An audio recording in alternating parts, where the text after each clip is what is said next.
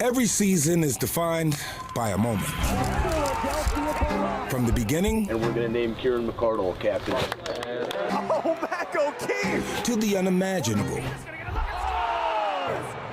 the unexpected, and the end. And for Archers, more heartbreak at the hands of chaos. That moment.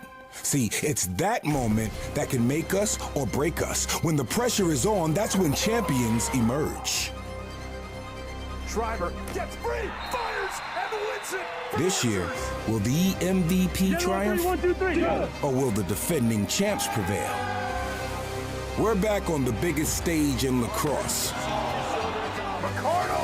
The Dogs are hungry. He paints it forward. Masuda makes the save, and it goes over his head. Ricardo gets it back and scores! Where hometown kids become hometown heroes. 2022 MVP, Michael Sauer. Right in the city of brotherly love. The moment happens here. The moment that lives forever. The PLL Cash App Championship starts right now.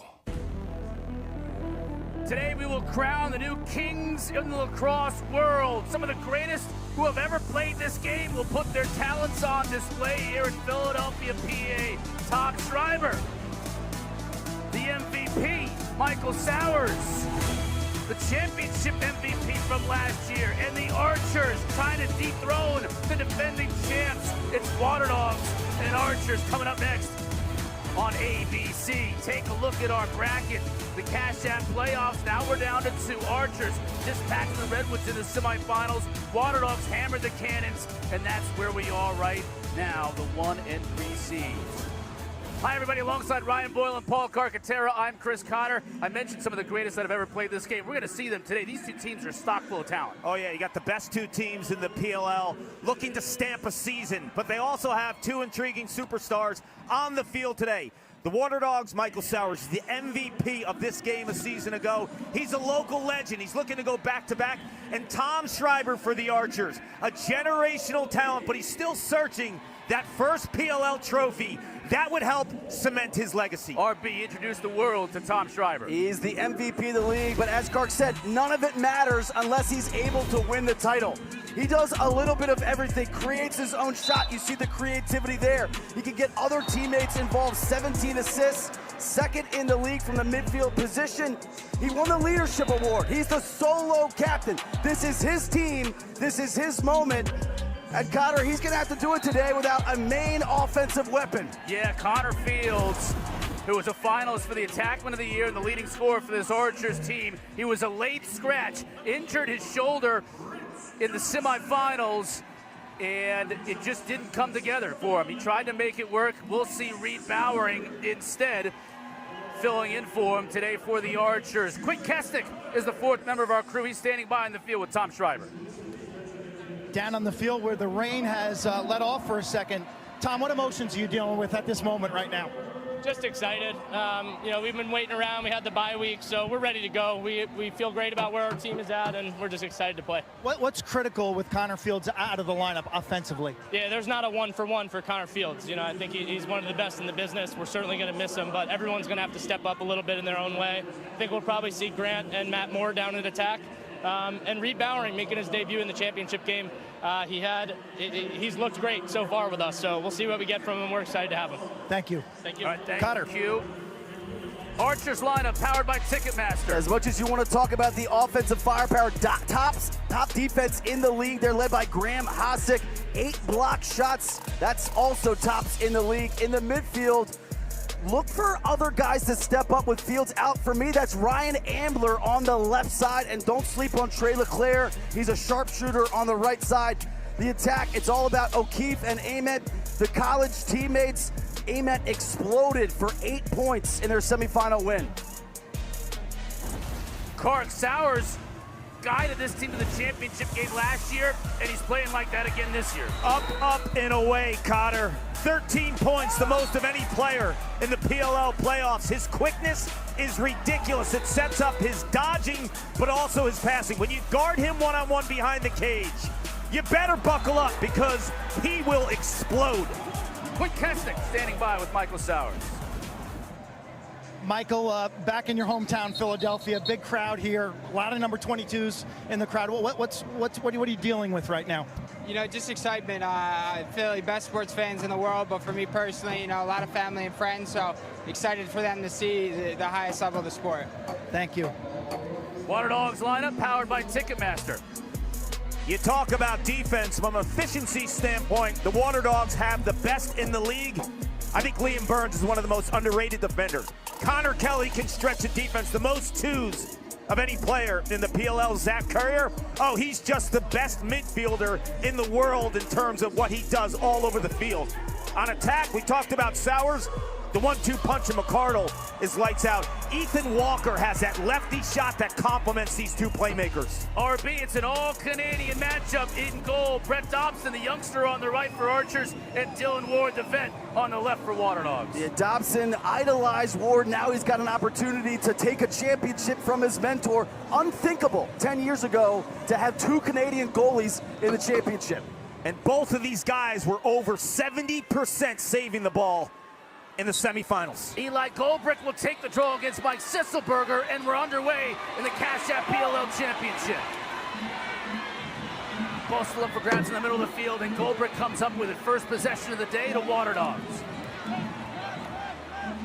And they get a 52-second shot clock because possession was granted to Archers first. That's a big benefit for them. You rarely see Michael Sowers pull up from two. He's the type of player that likes to beat you off the dribble, not necessarily the stretch shooter. Yeah, his average shot distance is about a little under 7 yards. Yeah.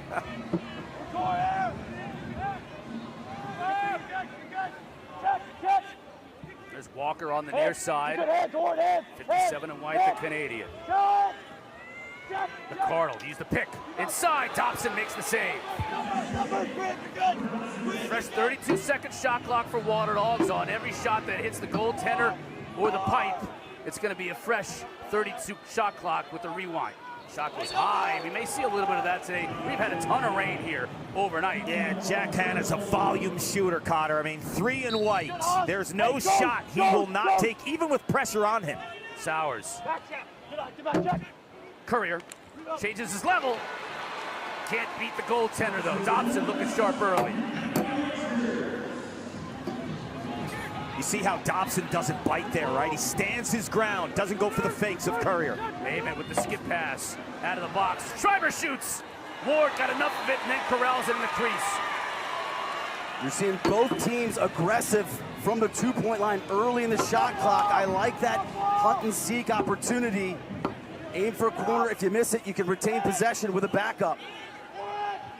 The issue is when you're shooting on Dylan Ward with the high arc, he plays so far out. Those high outside shots that Schreiber just took, you get a different perspective when Ward's in the cage because he's so far out. He kills your angles. Look away! Look away! Look away! Sowers has his defender. Man hung up. Go man! Go man! Got a matchup here with Marr, the rookie on McArdle. Behind the back shot by, that looked like it was Connor Kelly, goes wide. Walker gets by his defender, bounces it, Dobson is there. Dobson continuing his strong playoff performance. That's 3 saves already early. He's just unflappable. He was unbelievable in the semifinals. That win over the Redwoods. You look down at the stats, you're like, this guy has 16 saves. This is the quietest 16 saves I've ever seen.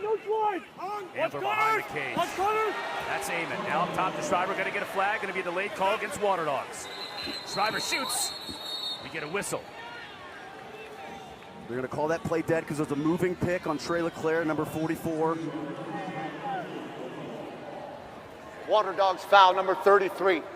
30-second technical push. First time today hearing from our lead referee, Matty Palin. It'll be a power play for Archers. You're gonna see after Ambler throws that ball, Witcher just pushes him directly in the back. Easy one for the officials, and that's an instance where I think sometimes the emotion of the game, especially early on, you're all juiced up, you're ready to go. You gotta stay disciplined.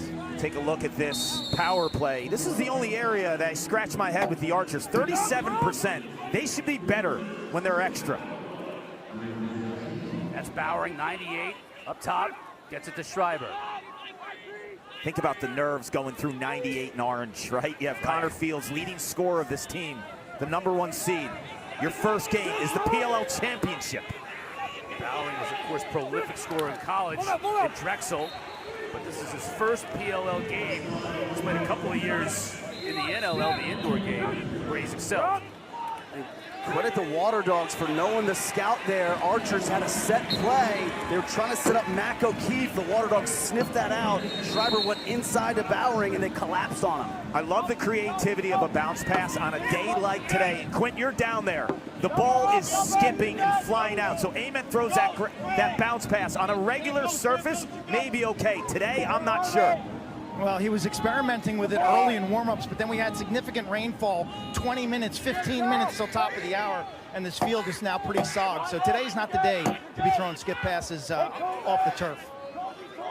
Ryan Conrad inverts, plenty of time, 22 to shoot for the Dogs. Working on the short stick demon, he comes upfield and scoots and scores! Ryan Conrad, the first goal of this PLL Cash App Championship. Dogs on top. Some players are meant for the big stage. That's one guy. Sometimes in the middle of the season, he can disappear. He's a national champion. He's a world champion. He's a PLL champion. And this time, Ryan, he goes to the rack. That's Ryan Conrad. And your point guard, in last year's championship, he had 3 goals. So you're going to see him split right to left. Archers not prepared or don't want to slide. They trust Rogers. And Conrad takes that extra step upfield to increase his shooting angle and find some space right in the 5-hole of Dobson. There's always those players, Cotter, you know, in sports, like you know you're going to get their best when the stakes are higher. No question, and in this stadium, they couldn't possibly be any higher. And it's a new type of atmosphere for Sisselberger as well, the rookie face-off man from Lehigh, battling to get possession. Kept in by Courier, behind the back pass, stays with Waterdogs. They got numbers. Quick passing. Well, you had Hayes trying to one time and pass the goaltender Dobson, and he was up to the task. Bounce shot. That's not going to be Ward. Yep. Transition defense, the absolute #1 key for Chris Bache and Archers. Waterdogs like to move quickly. McCardle shot wide. Jared Connors has had a spectacular season, 28 in orange. The last couple weeks, though, he's taken some ill-advised shots in transition. Yeah, I didn't love that take. Despite saying earlier, love the hunting it too. That one, his stick got checked. Didn't get a lot. There was on pressure that on shot. him. Yeah.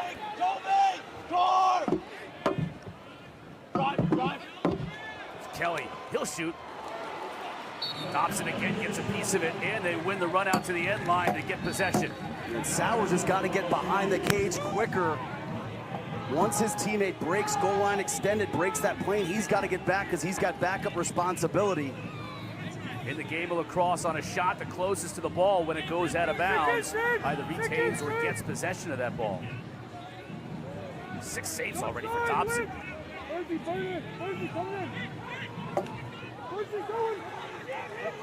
That's 𝗏𝗏𝗃𝗃. Now behind the cage. Here's Moore.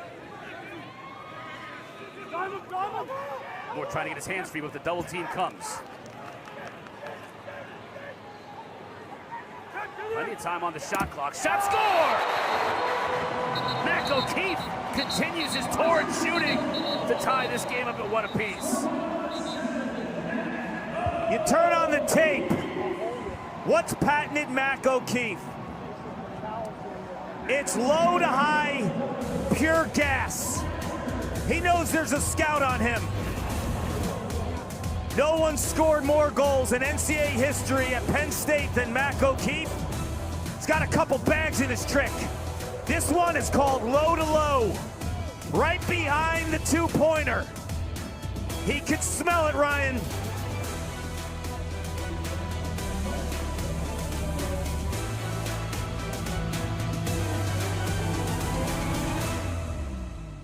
When I think about this stuff, a lot of it's just appreciation and like having pride in what you do. And I think lacrosse is all of our outlets to do that.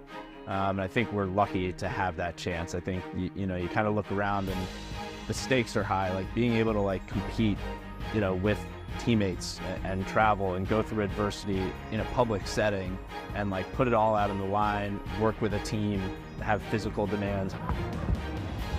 I don't even know what hurts. Mental demands. I think like that just makes you a stronger, like more formidable person at the end of the day. And I'm very, very grateful to have that outlet.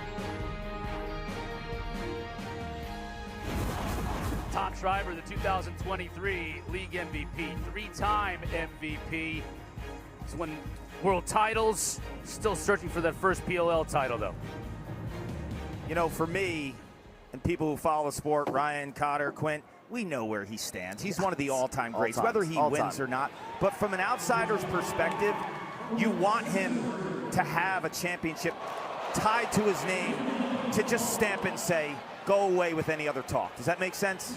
Like a John Elway type of situation when his career was finally over and he got the win. Now loose ball in front of the crease. This is actually a perfect scenario off the face-off for Waterdogs, and it's what they've been doing all year. Ksisselberger won the draw, but they harassed him enough to get back possession. Now they have a full 52 to work with. Yeah, two things Andy Copeland focused on. Getting underneath Mike Ksisselberger's stick on the face-off to prevent the clean forward exit. And now offensively, he wants Michael Sowers to step up. 22 in white. Look for him running off some picks up top. Waterdogs putting in play up top. That was going to be a shot from Hanna. As you said earlier, Clark, Hanna is a volume shooter, 3 in white, but it's a turnover. He's going to go here. Bouncer, wide, Moore with the rebound though. Shot left-handed. Wardo, sharp. That's 3 saves for Ward on the day.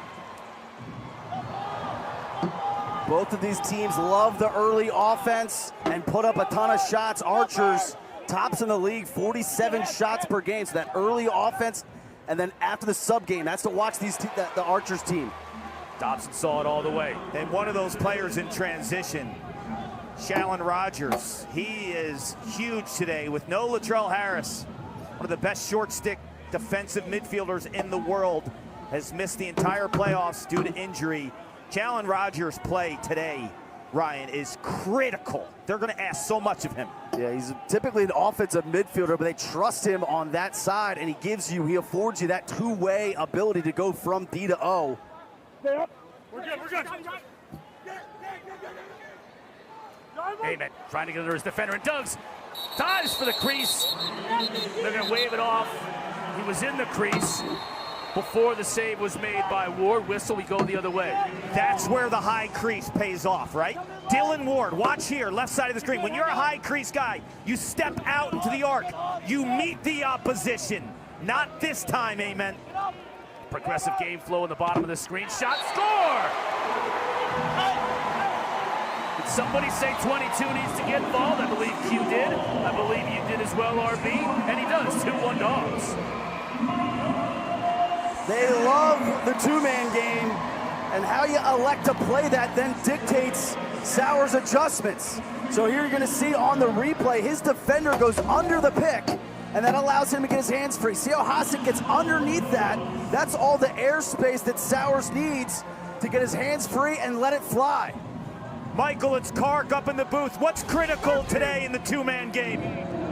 I think, as always, just setting great picks, and we usually do that. So you see great pick from Jack Hanna there, frees up your hands. Under the helmet, powered by Cash App. Concept the same as basketball. You're reading the defenders.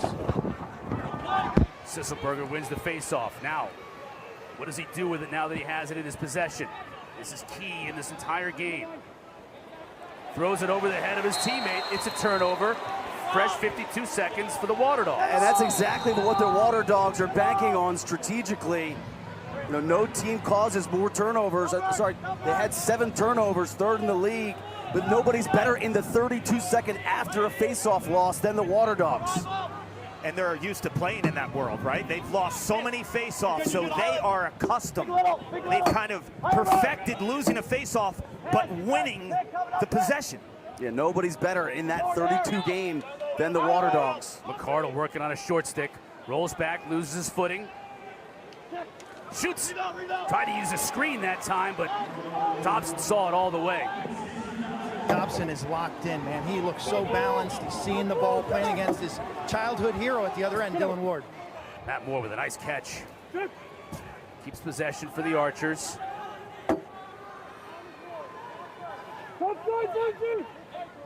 But Schreiber off the midline. Get up! That's Moore. Doesn't get through. O'Keefe battling for that ground ball. You have to step up field when you're shooting against Dylan Ward. 𝗏𝗏𝗺 for two!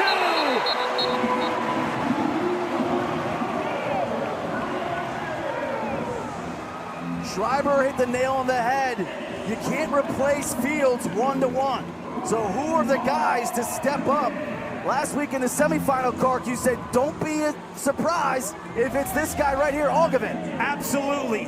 Out in Salt Lake City, he popped Cotter. There was something about the way he moved, his aggressive nature towards the cage. And like we talked earlier about 𝗍𝗵 not throwing a bounce pass on this type of wet surface, this is the time, though, to shoot a bounce shot because it is firing 94 miles an hour and it comes off of that surface, that wet surface, screaming. Outside bouncers will go use the earth. 𝗏𝗏𝗺 out of Brown really exploded on the scene in terms of the professional ranks during the PLL's Sixes tournament last February. We thought there's no way Bates can keep him off the field, and he's proven that right because he has been great this summer. Turnover again off the faceoff win for 𝗟𝗔𝗪𝗧. Will the Dogs look to push? They will. Beautiful pass. But unfortunately, Sowers couldn't hang on to it. And just going back to that faceoff win by 𝗟𝗪𝗪𝗧, it's the second time he's missed Schreiber. Archers are being really creative out of the sub box. They'll have Schreiber come on, and he's waiting to be an outlet, and 𝗟𝗪𝗪𝗧 has missed him twice. Ready to go, you. Ready on you. There's Leclerc. Ready on you here. Going on Witcher, trying to use a pick. Good look. 𝗍𝗵 inside, scores!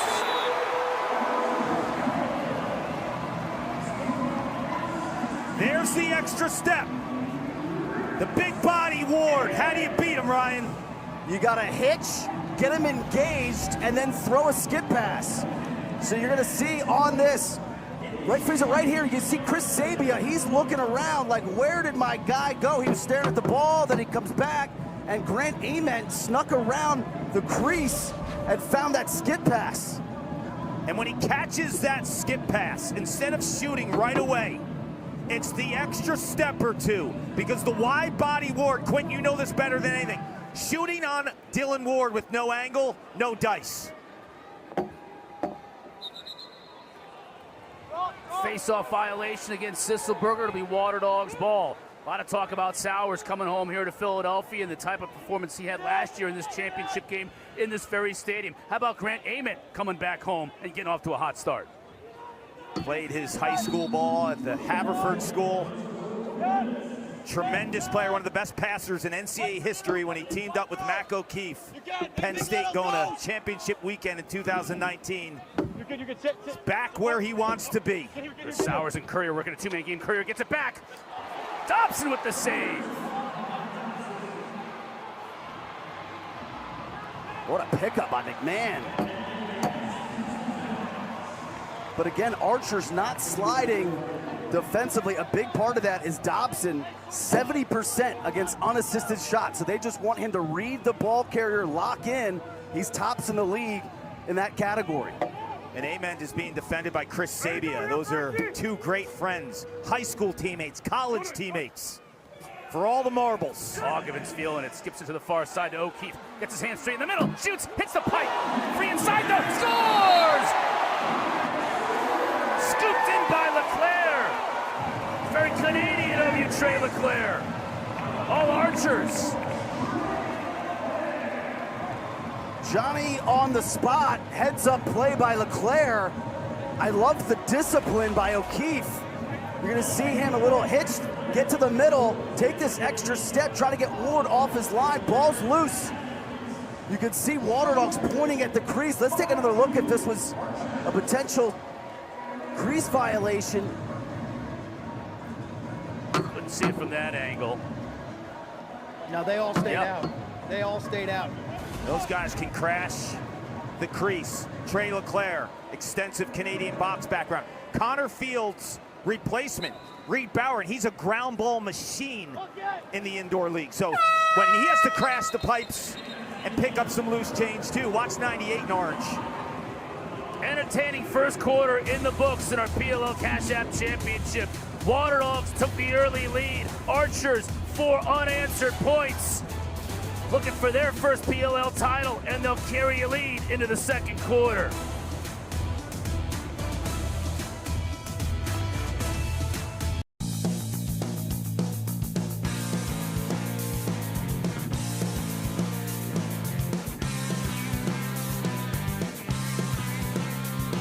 I want to go ahead and introduce Mr. Michael Sowers. All right, what up, boys? How we doing? I grew up 30 minutes north of the city.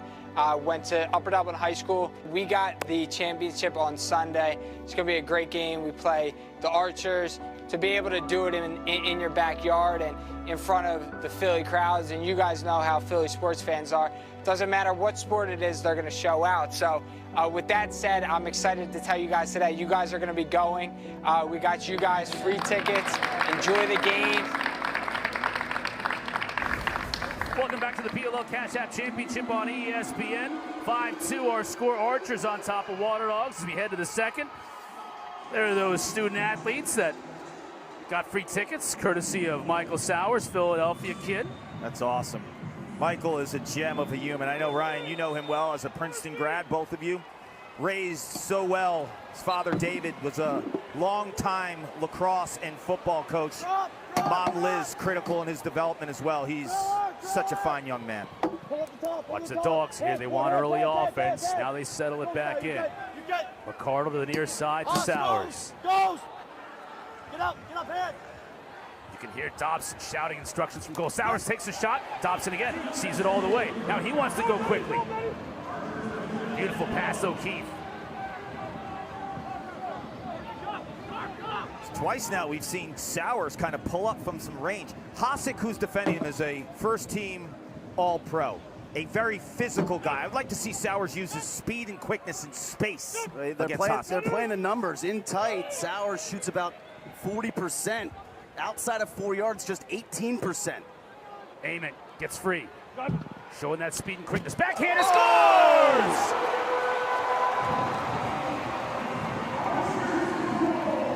He exploded in the semifinals. Back at his comfortable attack spot, and he's doing it again here in the title game. Going into today with the weather, the 2 guys we were most worried about are the quick little water bugs, Ament and Sowers. You can see from a footing perspective, no issues. He just turns on the jets, changes hands so he can get that stick back upfield, add a layer of deception, and back at it. That is a high school teammate and a college teammate that he's taken to the rack. And Chris 𝗍𝗑𝗍. He beats 𝗍𝗑𝗍 in space near the end line. Once he gets 𝗍𝗑𝗍 to turn, and then 𝗍𝗑𝗍 has to recalibrate, there's no way he can match the feet of Grant Ament. Now keep an eye on Courier, 77 in white, taking the draw with Sisselberger. Wins possession for Waterdogs.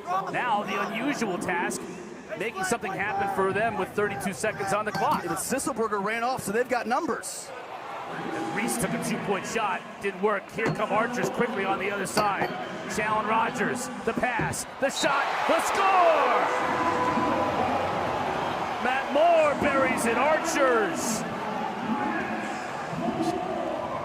They love transition. They have a defense and an offense that is thinking all gas, no brakes. Second-year pro, Brett Dobson, 3rd in the league in save percentage, one of the best outletters in the world. Yeah, and credit Rogers for pushing that upfield. They have a little 3-on-2. Once he generates that slide, he distributes the ball, and Moore buries it. How about the Waterdogs with 4 straight face-off wins, and it's the Archers who are benefiting from that right now. 7-2, Archers on top.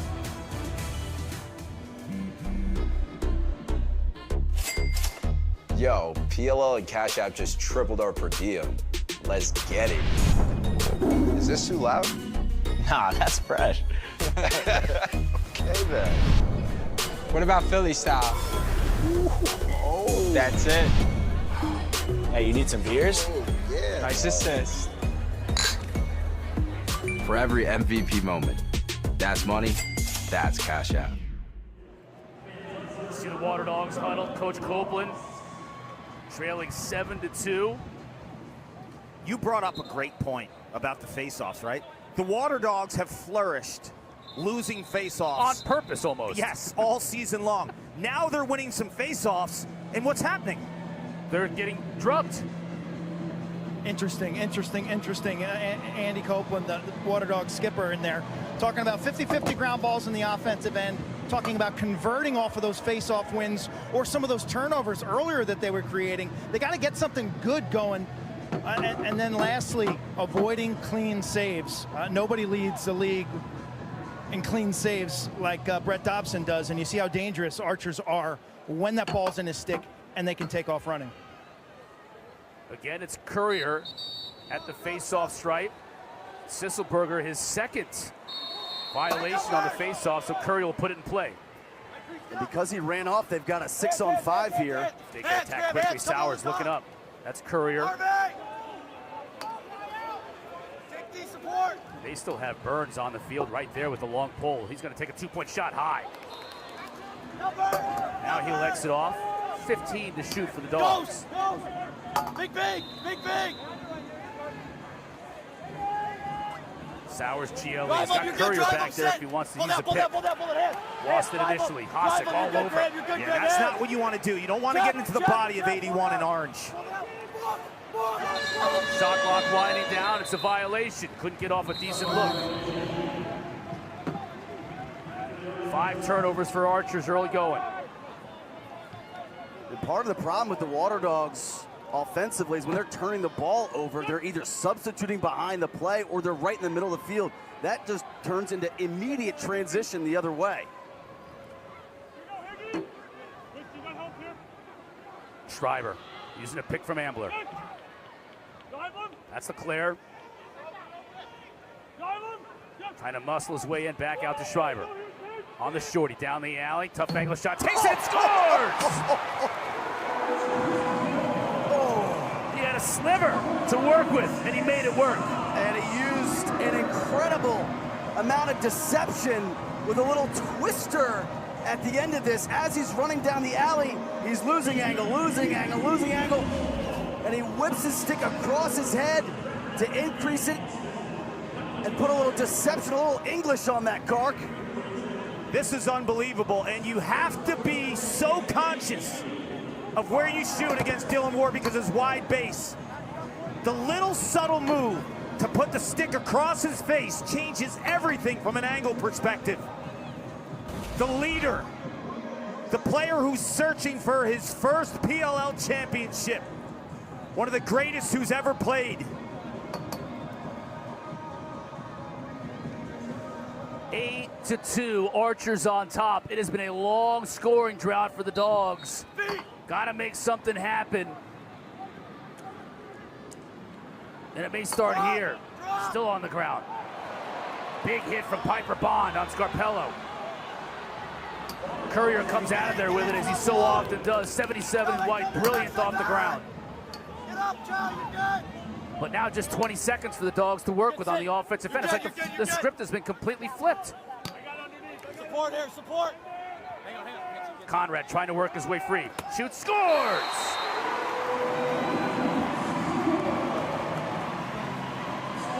Dogs needed that one. They needed to stop the bleeding. This huge Archers run. We talked about him early on. Big time players stepping up.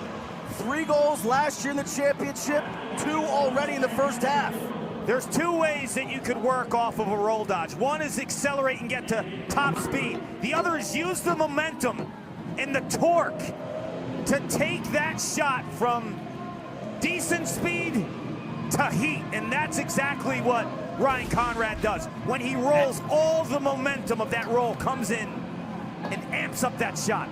And he sets up his strong hand. Once again, Archers not double teaming, not sliding. It's got to be Connor Kelly. It's got to be Jack Hanna. It's got to be Ryan Conrad for the Waterdogs. Sisselberger wins it. Gets it up to Connors. Tried to feed O'Keefe inside. Loose ball picked up by Wardo. Trying to hit Witcher. That's going to be a turnover. Here comes Hasek. Trying to find some help. Doesn't initially get anything. Now he gets it to O'Keefe. A very uncharacteristic decision there by Ward. You don't see him do that very often. Schreiber waits for the substitution pattern to complete itself. �'Augevin, full head of steam. Beautiful look to O'Keefe. Great pass, and finds back O'Keefe on the far pipe. No Connor Fields. As crazy as it sounds, for this offense, no problem. Ball movement and assisted nature. Yeah, freeze it right here. Look at all this space afforded by Mac O'Keefe. He just kind of backed up. Credit �'Augevin. You can see this is the slide, and �'Augevin's going to knife that pass through. Reading the slide, no one picks up O'Keefe on that backside. A breakdown defensively there, and O'Keefe makes him pay. �'Augevin has had 2 monster plays. This is a guy, 42 in orange, was not in the lineup for the majority of the regular season. You put him in late, he proves himself. A goal and assist, and monster-type plays. Ament loses it. Courier. Will the Dogs look to pick up something quickly? Courier lost his footing. Now gets it on the far side to Walker. The good thing that the Dogs have in their favor, they have a 2-point shooter in Connor Kelly who leads the league in 2 balls. They're also very good at creating cause turnovers, right? Second in the league, so when they're on defense, they'll chase. Hanna, again, couldn't quite find it. It looked like he wanted to shoot again before he had possession. Conrad. Over to Caraway. Hammer job! Behind to Sowers. Beautiful move. Get here, get you can Forward go shot by Challen Rogers, though. Now he's got Rogers on him, 10 to shoot. Caraway, he'll step into it, score! Michael's dealing. Watch the eyes of Sowers. He knows the slide's coming quick, Ryan. Yes, because he's got this short stick matchup right here. This is Challen Rogers on ball. This is Challen Rogers, so they want to support that. So as Michael Sowers dodges, you're going to get this help. Caraway's just going to back up, and it's an easy read for Sowers, and just one more right in front of you to Caraway, and he can bring the heat from range. And he knows this. He's also a top flight type passer. And when you're a 50-50 guy, you can play with the defense. I have the short stick, so I know everyone is aware to support this matchup. And when they do, he's dodging just to be a feeder. Exactly. He knows with that advantageous matchup that all eyes are going to be on him. They're going to have to help and support. Just a matter of reading that slide package. You saw the first slide. There was no second slide to Caraway, so an easy read. He's basically a quarterback. Once that slide occurs, he's just going through his read progression. Caraway's option 1. He's open. You throw it to him. Archer's still trying to sub in with just 11 seconds left on the shot clock. Ament backing it up. Looking for help. Slide comes. Pass inside. Over the shoulder shot. Shot clock winding down. A couple of beautiful passes, but couldn't get the shot on goal that they needed in terms of a high percentage look.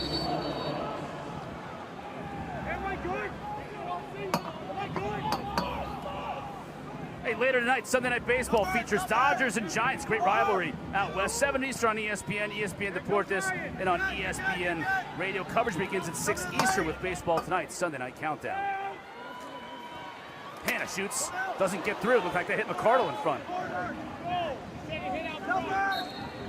Sowers gives chase. It was a shot, so possession stays with Dogs. 27 to shoot. This is the space. This is where you attack if you're Michael Sowers. Help comes in the form of Piper Bond. Now 54 is on Sowers' advantage, 22 in white. Gets to the middle of the field, back to his right, shoots. Couldn't get much on it, though. Now Haas is back on Sowers. 10 to shoot from McCardle. Thompson sees it, makes the save, dives forward, and gets possession. I don't know about that one. Yeah. It's closest to the ball when it goes out of bounds, not the end line.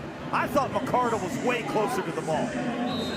But whoever the backside Waterdog offensive player, in that case it was Hannah, he's got to be the one that gets back there to eliminate any sort of judgment call or 50-50. You got to be better disciplined. And that second time today where I feel like they've given up a possession based on just a lack of discipline and spacing with that responsibility. Progressive game flow on the left. It's hard to see where the ball is in that shot.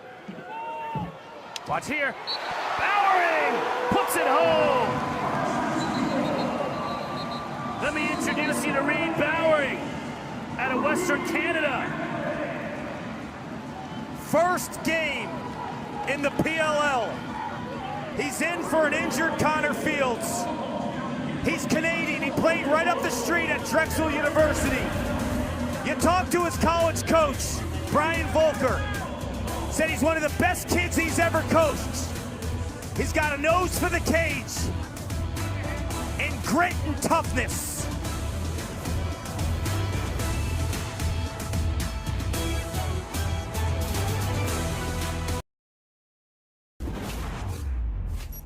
Waterdogs have built this franchise from an expansion franchise. And you think about the draft picks. Coach Copeland has done a very good job assembling the talent and doing it over a number of years. You think about Kelly, 𝗵𝗺𝗺, Courier. Then they acquired Dylan Ward in a trade, so they got the backstop and they drafted Sowers. 2 years ago, they lost the semifinals, but that may have lit a fire under them to know, hey, we can do this. Just got to make a couple of more moves. They started 0-3 last year before really catching fire as the 5 seed and winning it all.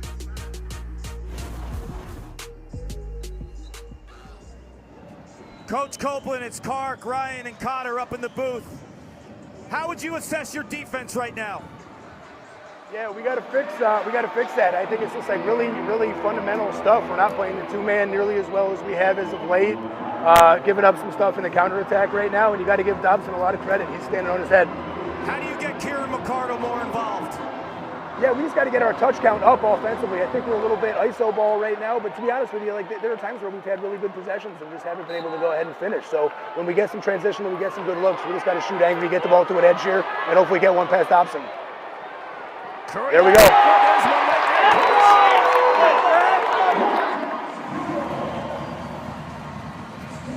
The ultimate Swiss Army knife, Zach Courier. This is what he affords you from the face-off position. He's not a traditional specialist. He's a do-everything. So when he picks up this ball, it's not like a normal face-off guy. He pushes. If you're not going to respect it, we talked about Schreiber's twister earlier. That's sick. How about the English on this one? That's with pressure on you, right? Getting mugged. Zach Courier is the ultimate unicorn in this sport. To your point, when you face him off, a lot of times you want to sub your face-off guy. You win at 32 seconds. It might be 18 seconds by the time you play offense. When he wins, it's go time. Now Sisselberger gets the better of 𝗏𝗺𝗺𝗺. Looking for help in the form of Matt Moore. He's got him. So 25 to shoot for Archers. And Sisselberger's done a better job in the second quarter of identifying his outlets after wins. There's two things with Courier. When he wins out front, he's thinking instant offense. When he loses and the ball's in front of him behind the face-off guy, he is then playing relentless defense. He will defend Sisselberger like there's no tomorrow. Oh, he's a shark in the open waters. Ambler's going to have to go quick here. 3 to shoot. He gets in front and scores! No, they'll wave it off. Foot in the crease. And he politely hands the lacrosse stick back to Dylan Ward. Got sticks all over the field. Take a look at the progressive game flow on the left. Does the ball cross the plane? Oh, his foot's on the crease, so that is a good call. A personnel note for the Archers, defenseman Cam Wires done for the day.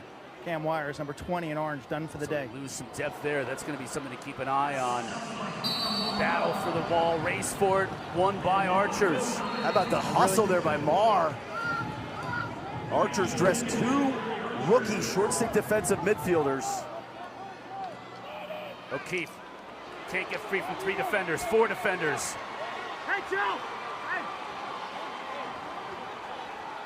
Sowers picks up the ground ball. Working on a shorty. That's 𝗣𝗿𝗺𝗺𝗺. Now Archers resettle defensively.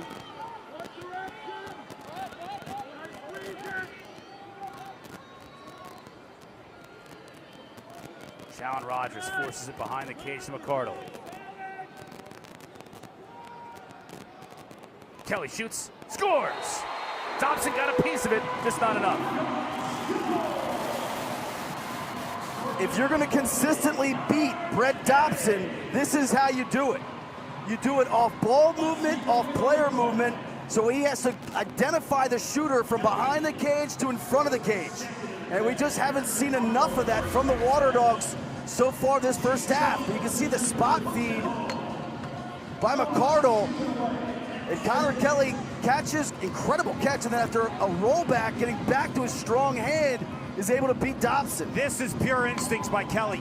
He catches the ball across his body, and then he knows enough from an instinct perspective to roll with it. So it's twofold. He catches it, he rolls away from the pressure, and then the shooting release from Dobson, he doesn't get a clean look. That was an incredible play by Connor Kelly. Now it's Courier at the dot against Sisselberger, RB. And this is a critical 2:30 here. Waterdogs have been chipping away, chipping away. Can you get it to a reasonable margin? Possession granted to Sisselberger. Coach Bates calling a timeout. Speaking of Philadelphia, there was Coach Bates. He and his defensive coordinator, Tony Resch, from this area as well. Sisselberger will make his way over, along with Courier, to the benches. We got 2 Monday Night Football games coming up tomorrow. First, Eagles and Bucks at 7 o'clock Eastern on ABC and ESPN. You drive around town, almost every billboard in this town is like Eagles. Eagles? I've never heard Eagles. That's fine. Eagles is fine. Eagles.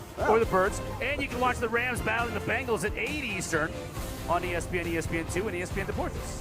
You know who's rooting for the Eagles? Grant Ament, Michael Sowers, Michael Sisselberger, Ryan Ambler. McMahon. And this guy right here, Coach Bates. No question about it. Take a little dummy, get it up top, you cut through, and then you're the outlet, get it to the backside and create space. Sorry, we're doing balls. 42. Balls right? over there. Balls on that side. We'll get it here. Yeah. 40. And then go. Then go. That's all. So come over the top. Yeah. Okay. Right? But just anchor it so there's space down low, right? So you're a pipe guy. I'll start with it, move it to Augie. It's right at the midline. They can't play it, so. All right, this is a big possession for us, okay? Let's go. No tranny the other way. Let's put the ball in the back of the net. 0-1-3, 1-2-3. Oh, hey, so Matt. You're on the right wing.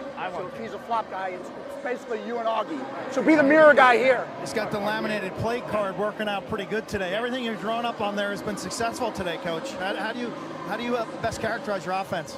Sharing the ball, shooting the ball well. We're playing with good pace, right? We've got to short down the defense here a little bit and stem the tide, get into half of the lead. What's changed defensively in the last 2 or so minutes? For us, I mean, they've gotten some uneven plays and some transition. We've just got to settle ourselves down. They've done a good job on the face-off, so we just need to get possession and get ourselves into an offensive set. Transition D comes first, is what he told us earlier this week. No question about it, and it's worked pretty well so far today. Waterdogs haven't had a whole lot in terms of in-transition offense. The Witchers of the world, the Higgins, the midfielders in terms of Hannah, Kelly, Courier, and some of the others. That's because Dylan Ward hasn't made a ton of saves. He's at 25%. When is Dylan Ward at 25%? Trying to feed it inside, loose ball in front. This is a big ground ball here, and it's picked up by Waterdogs. Here's Witcher. And these are the turnovers that typically kill you. And this one's going to kill the Waterdogs. You go the other way with Ambler, looking at full head of speed. And a fresh 52. Yeah, clock and score-wise, that is a killer of a turnover as the Waterdogs looking to take some momentum in a halftime. Ambler working on Scarpello. Schreiber's going to set a pick. Gets it back to Schreiber. Now he comes off a pick. Over to O'Keefe on the far side. Still 20 to shoot for the Archers. Lost. Good back check by Sabia there. Oh, yeah. Now will the Waterdogs look to move quickly. Walker spins away from the defender. Archers have got too many. Flag down on the field. They may have caught it. It'll be a delayed call against Archers. Sowers will wait it out. You could see 𝗏𝗺𝗺 being like, yeah, you can kind of hang around out there. I'm not going to come chase you. Scarpello was trying to set a pick. I don't waste too much time. You want to know why? I want a goal before half. I want some momentum, and you have a flag down. You can go into the power play. I'm going to the rack quick. Sowers, now the help comes. Up top, Kelly wanted to fire from 2 and couldn't get the shot off. Lost it behind his stick, picks it back up. Takes a tough angle shot as the shot clock winds down, but we'll get the penalty now. See, Mac, you're going to serve it. You're going to serve it offsides. Yeah, because you're in home. You're in home. Archers foul on the play. 30-second technical, offsides, number 7. Real quickly, just to explain the in-home, when you have too many guys back on defense and you're offside, you're not exactly who it is. Before the game, you preset. Designated. You designated, so that's the in-home. That's why O'Keefe is serving it. This is what I don't like about them not rushing a little bit more. Now you have an extra man. You're on the power play, but you only have 18 seconds. Yeah. I would have liked to have seen them go to the rack quicker to give them a real power play. Sowers, Dobson goes up to make the save. McCardle keeps possession. Under 10. Sowers inside, he scores! Yeah, what do I know? Well, they went with some urgency, right? They knew they didn't have a lot of juice on the clock. And Sowers in particular was ultra aggressive. The diving shot doesn't come up with a goal, somehow avoids the crease, and McCardle, after picking up the loose ball, heads up, uses a little bit of deception. You can see him turn his head to try to manipulate the defender to go outside. That's what the range of Waterdogs shooters, when McCardle turns his head, it's like, oh boy, is there a 2-point threat out there? Who's out there? That leaves Sowers open in the interior. If you've turned on the tape over the last couple weeks in the playoffs and seen all the points of Michael Sowers, you've almost seen everything. A crease inside goal, the dodging, the passing. Sisselberger is gonna have to let it fly, and does. That hits the defender in front. Horn sounds to end a very entertaining first half of lacrosse. Nothing has been decided yet. The Waterdogs took the early lead. Archers fought back, extended their advantage, and the Dogs late in the going got one to close the gap to 3. Quint Kessenich's on the field. Yeah, Ryan Conrad's got a bunch of points. What's the biggest challenge that your offense is facing right now? Yeah, I mean, I think it's the moment. We got caught up in it a little bit. You know, we got away from how we typically play ball on offense and sharing it. And, you know, I think we started to go on a little bit of a run here at the end of the half. And I think that just goes down to us playing simple and playing Waterdogs offense. And if we keep doing that, I think we're going to have success. What's the focus moving forward? Simple. Simple, simple, simple game. Don't get caught up in the moment. Thank you. Thank you. All right, thank you, Ryan, Q, Katie, George, Paul, Rabel will have highlights from the first half coming up at the half. They'll also take us through the plays of the season in the PLL season in review, and we'll have an update on Project Next as teams get placed in home cities for next season. You're going to want to listen to that one. At the break here to soggy Philadelphia, Michael Sowers puts one in right before the buzzer to get Waterdogs that much closer. We'll return after this message and a word from our ABC stations.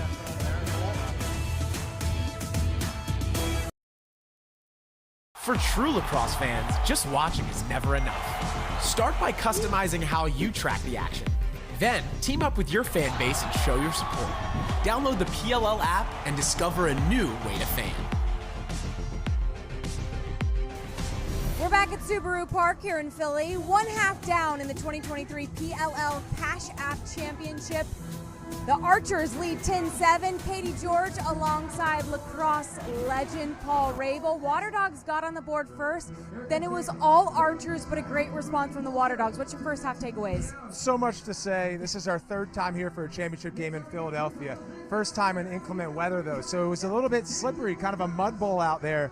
Archers were the first to respond, and it was awesome to see the Waterdogs make this a 2-possession game. But continue to look at the play between the pipes. And right now, Brett Dobson has been amazing. Let's show you how we got here. First couple of highlights. Grant Ament, obviously, you know, he's an incredible playmaker. I mean, insane there. Grant Ament has showed up these playoffs. He's a candidate for MVP should the Archers win. You mentioned between the pipes. Look at this save with Brett Dobson, and then the transition here. Right in the transition, and look, these saves are not easy because the ball's taking all different types of directions off the wet turf. So Brett's been all over. He's closing the angle by stepping out. And then Michael Sowers obviously is putting together another MVP kind of performance. The King of Philadelphia here, he had a huge game last year on this same stage. You can see there's something in it for Sowers today. That type of emotion, not regular season emotion, that's championship emotion. And they're going to need some of that in the second half. Obviously some great highlights here in Philadelphia, but there has been some unbelievable plays throughout the 2023 PLL Championship season. I want you to take us through some of these position by position, all right? I get a little sad during these because it's the end of our 5th season. Amazing plays. Starting with Marcus Holman, nifty behind the back pass. He catches the defense and holds this slide man who's coming across with that forward lean. 𝗵𝗿𝗄𝗺, the steady veteran. Both of those guys scored more than 300 goals in their career. Let's take it way back to week 1 in Albany, Connor Fields here for the Archers. I mean, this is ridiculous. I mean, what?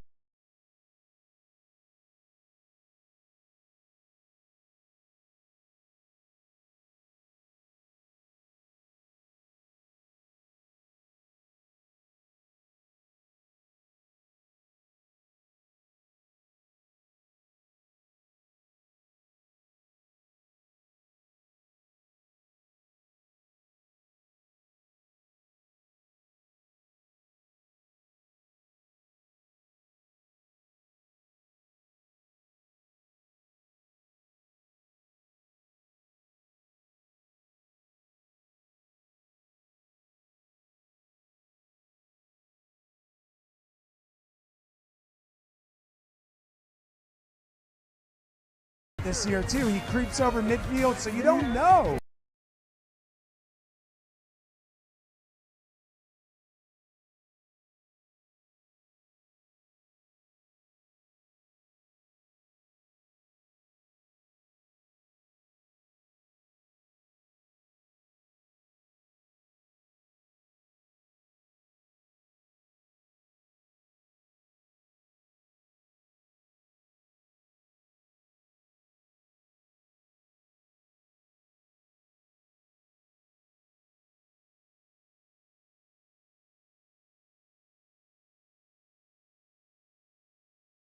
Offside, sprints back. Here's Archers, this talented transition team we've seen so far today, and Blaze robs a 2-point shot. And Dynamic as they come. You couldn't round out best plays of the season if you didn't have Tom Schreiber, the league MVP, involved, right? League MVP, look at this feed, week 2. Behind the back to his teammate Connor Fields. Check that out, he pinches space, gets Mike Manley to close on him. He anticipates it, backhand with touch. That's what Tom Schreiber's capable of. Incredible how smooth he is. Best passer in the game, and then the difference this year and why he's a 3-time MVP is he's scoring off dodges. Overtime against Atlas, you could argue that was the final punch for them from a momentum standpoint this season, and it's taken the Archers all the way to the finals. Schreiber's got a goal today. His team is currently leading by 3 points in the Archers' first appearance here in the PLL. Obviously, we are putting a bow on this season here in Philadelphia. But as we look forward to the 2024 season, take us through Project Next, please. Well, this was fun, and that was also really hard. You guys make it look easy when we do top plays, but hey, we're calling it Project Next. Our 8 teams will be assigned to 8 home cities beginning in 2024. Here's a look at the possible home cities. Our partners at ESPN have done a good job of drawing this up. So you're looking at pockets of the country like New York, the Mid-Atlantic, and Maryland. We're here in Philadelphia, Pennsylvania. We move towards the southeast. Raleigh, North Carolina, Charlotte, North Carolina. We know Atlanta, Georgia plays. We know down in Florida they play.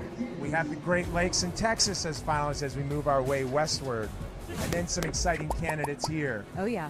California, Pac Northwest. Denver has a rich history in pro lacrosse, and Salt Lake City has sold out 2 consecutive years for us. So, West Coast, Best Coast.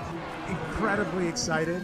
Incredibly excited. We will make the announcement in November. In November, so that we have to wait all the way until November. I'm afraid so. We still have to sort of cross I's, dot the I's, cross the T's. But we couldn't be more thrilled for how next year is going to unfold with Project Next. as we look forward to the second half, one key for each team? Well, I would say it starts in the net. Okay. Dylan Ward's got to match his competitor on the other side in Brett Dobson.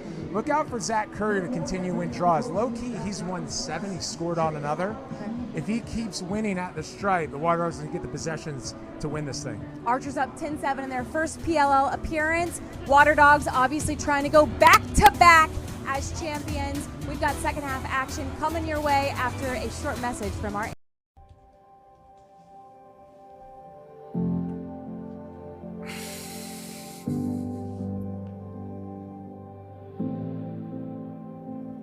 It's a big commitment for sure, like not just for me, but for my family and my wife. I've got 3 young kids, and so there's a lot that goes into it. I'm just really grateful to that. I think about how lucky I was to have some great coaches and great opportunities, and the 23-year-old version of myself that was starting in pro lacrosse could never imagine I would play this long, and been fortunate to have some great opportunities. One of the great defensemen of all time, Brodie Merrill, recently announcing his retirement. Look at that, 19 seasons, and it's the way the PLL is in all professional sports leagues. It's time to pass the torch, and for him, the time was now, so we wish him all the best in his retirement. 10-7, our halftime score. That man right there, Philly native, Coach Bates, happy with what he's seen, but he knows it's not even close to being over yet. They lead by 3.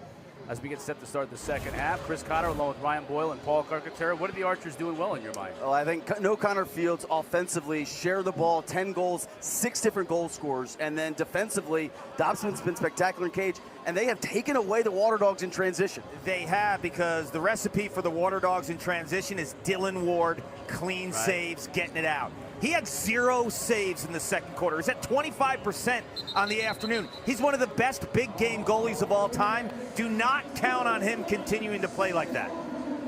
The Waterdogs with a run there at the end of that first half to get this to within 3 points, and you can see the numbers right there. Just 1 2-point shot. That's 𝗚𝗵𝗺, his 2-pointer for Archers. Face-offs, dead even. I don't think you would have thought that was going to be the case at the start of this game, but that is where we are.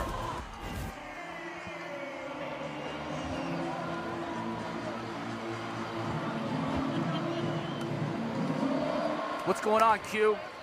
It's drizzling again. Chris Bates, Archers focused offensively on spacing.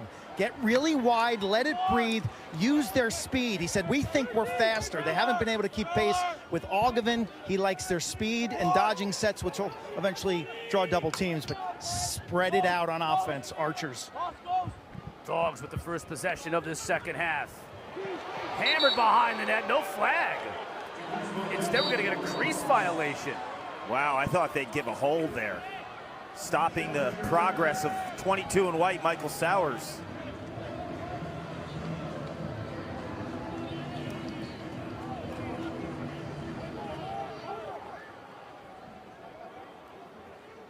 Schreiber with it right at the midfield line. Being checked by 𝗏𝗺𝗺𝗏.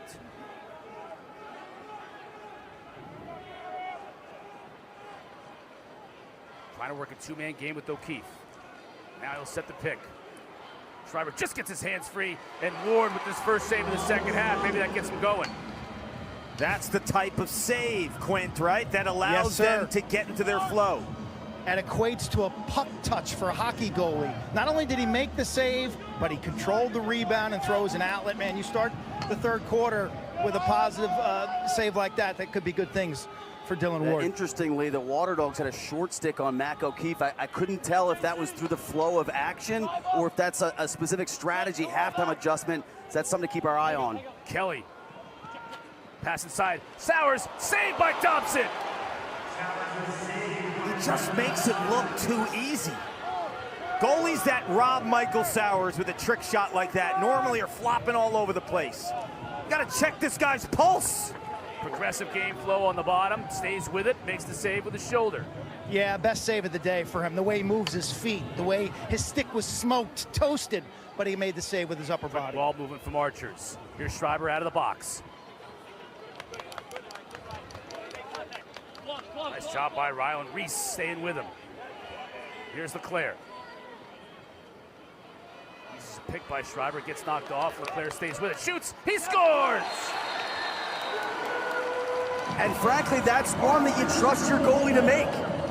So despite the puck touch, the save by Ward on Schreiber, I mean, this is low angle Leclerc down the alley with his right hand stick to the outside. This is one that Dylan Ward usually makes. He does, Ryan, and we've seen a couple low-angle shots today by Zach Currier, Tom Schreiber. They use twisters to increase their angle. He's straight up righty here, losing his angle on the wide base Ward, who's normally wider there. Like, he normally has that right foot wider, and he's crouched more. That's not your typical base by Dylan Ward. No, he's thinking far post. He's thinking, and he guesses to his right and leans off that near post. And you think about earlier, the Schreiber goal, well, that's going to be your inclination as a goalie to take away that far post, and he paid the price. Sisselberger wins the clamp, and he throws it away. And he had Ambler coming right out of the box behind him. You can see Ambler telling him that right there on the screen. I'm telling you, gentlemen, when Zach Currier is hunting you down, you think differently. Like, you have to worry about your stick. This is probably the only game that he thinks differently after he wins a faceoff because of who's chasing him. And Coach Bates, you know, we talked about the rookies. He's like, they're not rookies anymore. But the one guy that was like, I'm a little curious to see how things unfold was Sisselberger. Kelly shoots, scores!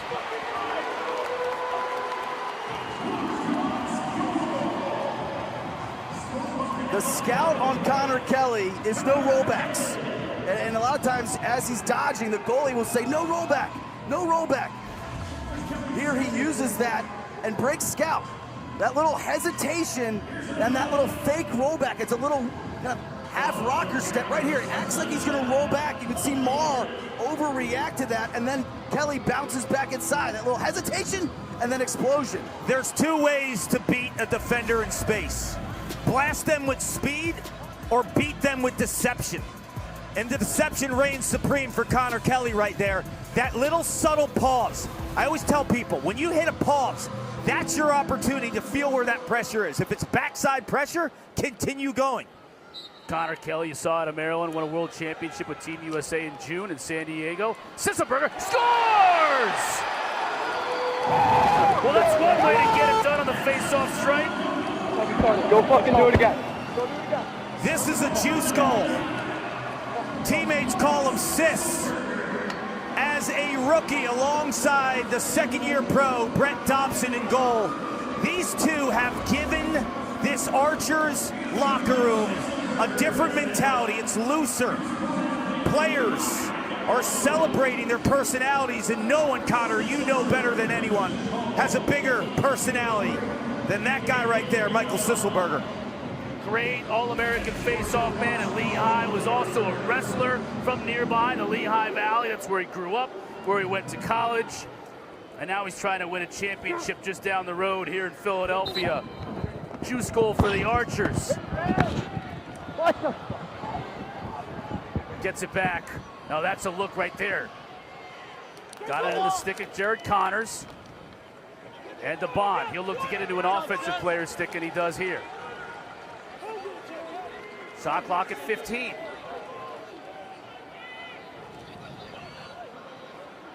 Shot is high. It'll stay with Archers, 10 to shoot. Ryan, you called it. They are short-sticking Mac O'Keefe by design. Heyman trying to roll back. It does. Can't get a shot off, though, as the double team comes. Gonna be a desperation moment, and Ambler just beats the shot clock. The desperation late in the shot clock. Ament knows there's not a lot of time left. He somehow evades this double team. How he gets out of that and absorbs the hit. And there's a sliver of open space for Ryan Ambler. The question I have is, did he get that off before the shot clock had expired? They'll review this, and I'm not sure he did, Ryan. The bottom line, though, Scarpello should just have kept with that double. When he hit Ament and then he tried to go back, he was in no man's land. It's neither here nor there. Still has it in his stick at 0. I don't think that's a goal. I think he beat the horn, but not the clock. No. That's a good point.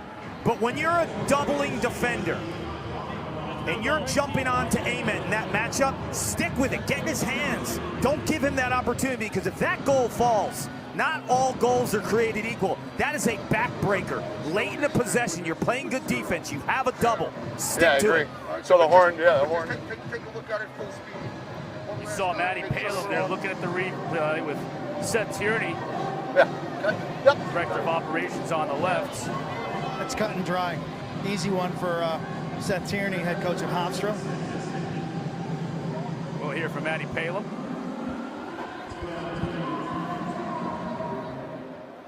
After review, the ball was still in the shooter's stick when the shot clock hit 0. The Waterdogs will clear it. I think they got that call right. 𝗣𝗿𝗿𝗺 along with Brian Abbott, Mike McCluskey, and Josh 𝗵𝗿𝗄𝗃 are officials for today's PLL Cash App Championship. Cotter, mark that one down. Mark that one down on your score sheet up top. That's a huge momentum change in this game. 8:17 mark of the third quarter. You get the momentum change. You get possession now with the full 52. And the Waterdogs a chance to get that momentum back. That looked like they gained with Connor Kelly's goal and then lost it right back with Sis's goal for the Archers.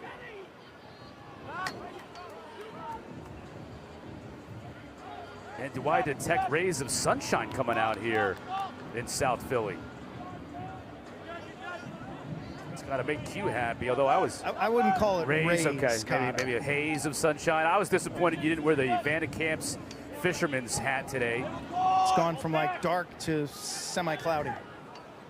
Credit the Archers on that ride. They bled a lot of the shot clock there. So now just 12 to shoot. Full head of steam out of the box. 2-point shot. No chance. Dobson saw it all the way. He's going to look to outlet quickly. But some nice trickery by the Waterdogs in their substitution game. They drifted Courier back over the midline and flew on Reese, the defender. When you watch Dobson in the cage, too, how many times do you see the ball deflected? The amount of clean saves that he has just gives his offense from the defensive zone so much more time to get into their rhythm, to get into their flow.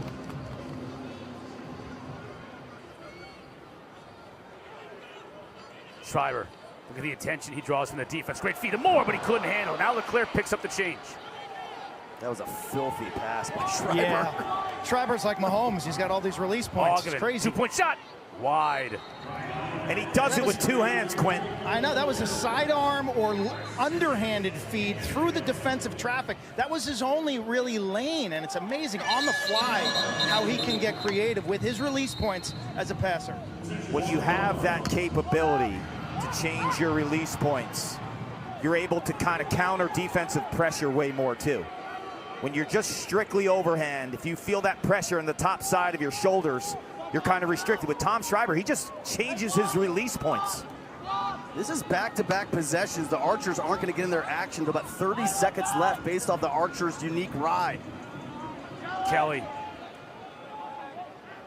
goes around the pick, checked by Connor Marr. The rookie out of North Carolina. Kelly shoots way too wide. I would love to see Michael Sowers in space. He's not had that opportunity to take a straight run at Graham Hosick, who's an all-pro defender, one of the best in the world, but the feed of Sowers, no one can match. And Warren Jeffrey right here on the ball at 27. He has erased Kieran McCardle. I mean, we haven't even called McCardle's name Not today. at all. McCardle got nothing on that shot right there, just 3 to shoot.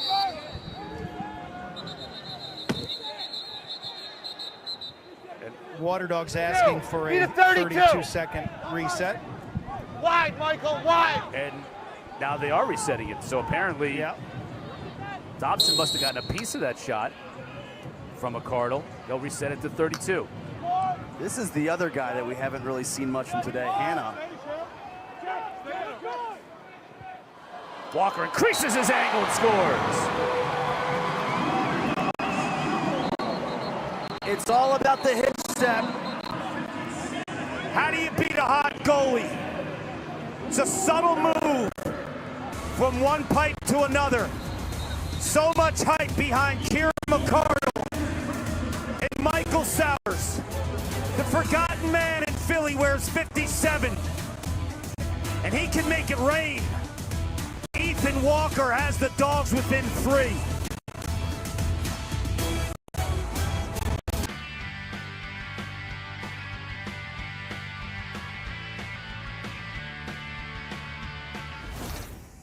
Let's flashback.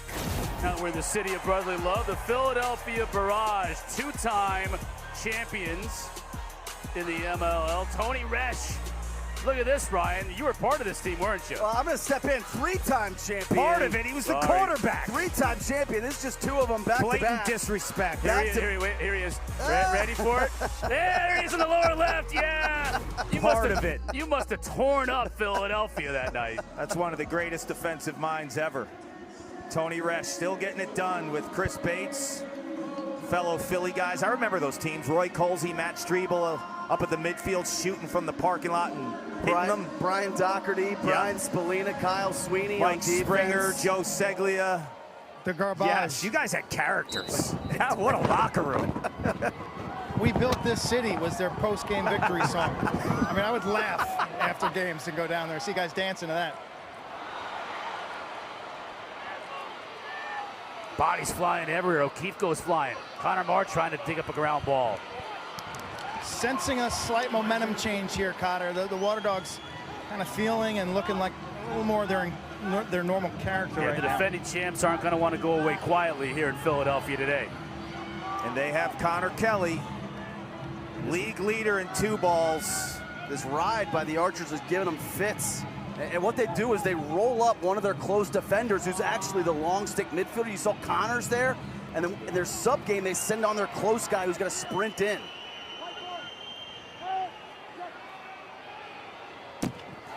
Caraway gets a 2-pointer. I love that noise. 92 miles an hour of smoke. In the offseason, Ryan Brown retired. Who are we going to replace him with? They pick up Caraway, the sharpshooter, and he's paid dividends all season long. This is what he affords you, is the range. If you don't get out on his hands, he's never seen a shot he doesn't like. Not afraid, he's used 2 archers as screens. I don't think Dobson ever saw this. And you know, yeah, that's right. I don't think he saw it in the pocket and off the lip. I think he picked it up halfway. But no way you're going to keep up with 92 miles an hour when you don't see it in the pocket, off the lip, and in the air. You know what the beauty of it is, too, Quint? He's adjacent to Connor Kelly. Everyone is so concerned about Kelly with the 2-pointers that Caraway is the next option there next to Kelly. He's getting that look. He had 2 this season, so he's a legit threat. I feel like he's in a better space, too. He played a lot of attack with the Atlas, and above the goal, I feel like he just has more options in his game. Waterdogs in trouble once again on that ride. They had the full 52 to work with, so that'll help them on this possession. So now they get in the hands of Hannah with 27 to shoot. Bond pushing him beside. Up top to McCardle. Here's Walker. Kelly down the alley. Marr chases him. Boy, Dobson looked like he might have made the save, but didn't know where it went. I think Hosek intercepted that Just shot. picked it off and went the other way. Piper Bond, you're not going to see him shoot very often. He might shoot here, though. Nope. The extra pass to Amen. He's got Hosek if he wants him. He's wide open.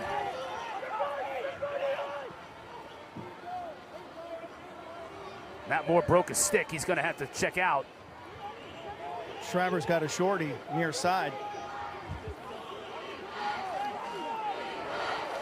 Schreiber's waiting for help to come out of the box. Rolls it over to Ambler. And LeClaire coming in as well. Ambler down the alley. Amen. Double team comes. Skip pass to the far side. O'Keefe can't get a shot off. It gets hammered. What a hit.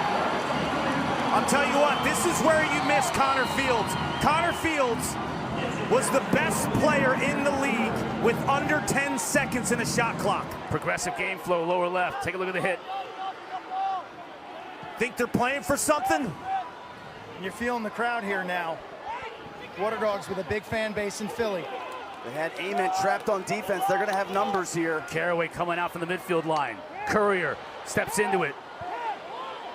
McMahon beautifully defensively.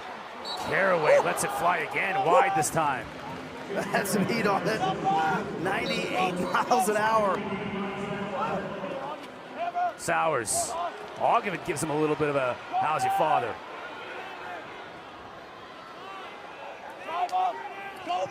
Ogden better watch out. He just avoided a penalty. I think if Sowers fell down, that would have been a push. Only 5 to shoot. Carraway's gonna have to let it fly. Now to Kelly.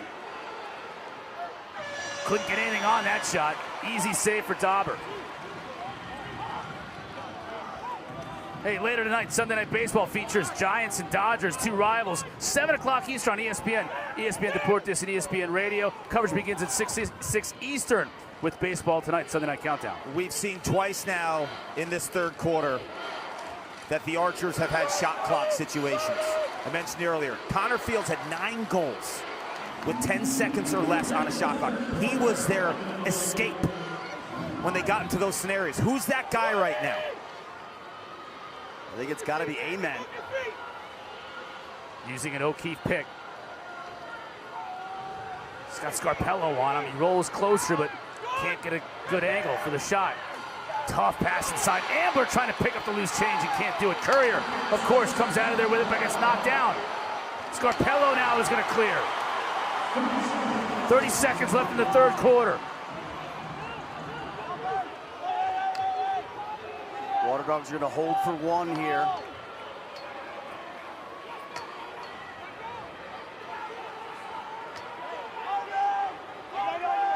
Hannah's assisted the last 2 Waterdogs goals. Hannah just muscling his way in. That one gets blocked by Hasek. Just a meat shield out there. Didn't even flinch. Didn't rub it.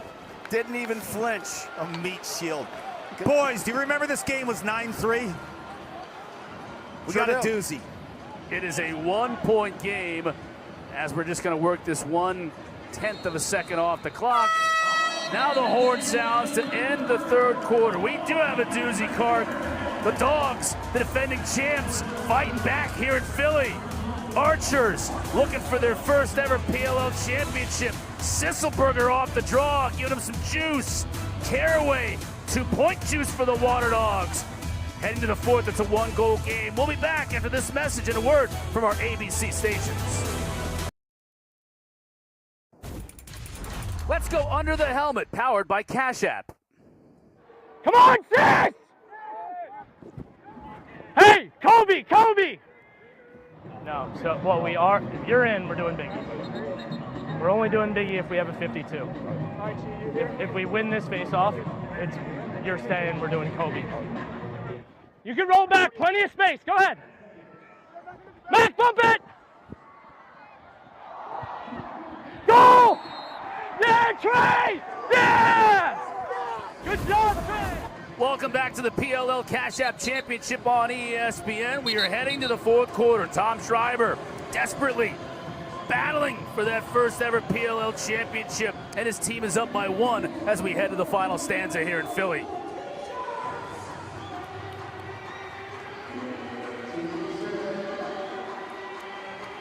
Credit the Waterdogs for battling back. 6-goal margin, now heading to the fourth. Yep. And they've done it really without Dylan Ward. He's had 1 save in the last 24 minutes. And I mentioned at half, he's one of the best big game goalies of all time. This is his moment right now. Like Dylan Ward flips the script in terms of how this game has gone for him. Or will Dobson take the mantle from Ward, the other Canadian in the other net, with 16 saves in his championship game debut. Sisselberger can't get a shot off. He got all the way to the crease, and then Goldbricht robbed him of a chance. Little yard sale in Chester, PA. It's what the Waterdogs do. Second best in the league in terms of creating turnovers. It was that. It's the ability to hit from 2. We saw Carraway do that. They're never toast. Carraway with the ball in his cross now. Kelly coming in, full head of steam, back behind the cage to McCarl. He's got Sowers here near side. Sowers will set a pick. That pass went awry, but it's chased down by Carraway. 10 seconds to shoot. Conrad.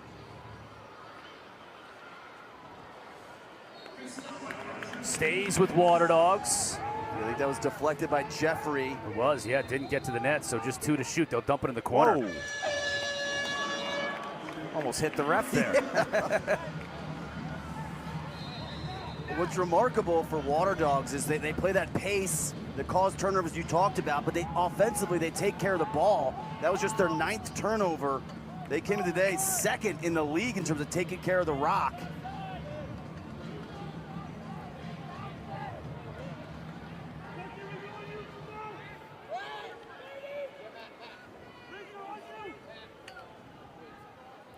Schreibs now will start it going, 25 to shoot. Comes off a pick, gets his hands free. Slide comes, oh, you hear his teammates, way to go, Ryland. Taking away the shot opportunity there. Stays with Archers with 11 to shoot.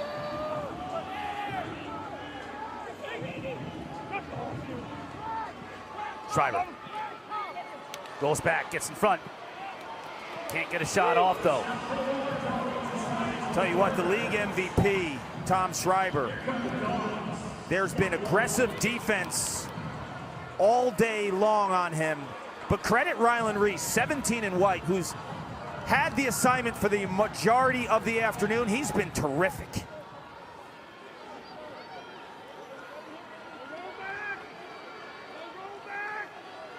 Kelly, slide comes. Well-timed double team by Connors on the rollback there. Courier, one-handed, shoots and scores! We're all tied up.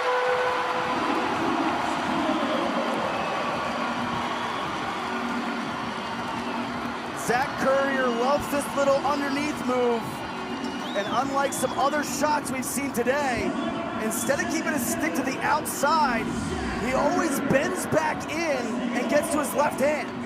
It's that little subtle hesitation to get Rogers to slow down, then he explodes. That one-hand cradle affords him to get the stick back to the inside, increase his angle, and Hasek just a hair late on the slide. In the one hand also, Ryan, it takes away any opportunity for a defender to check his stick. But he does it all in one swooping motion. Once he transfers, he's shot ready. So it's the one hand out to the 2 hands and a shot.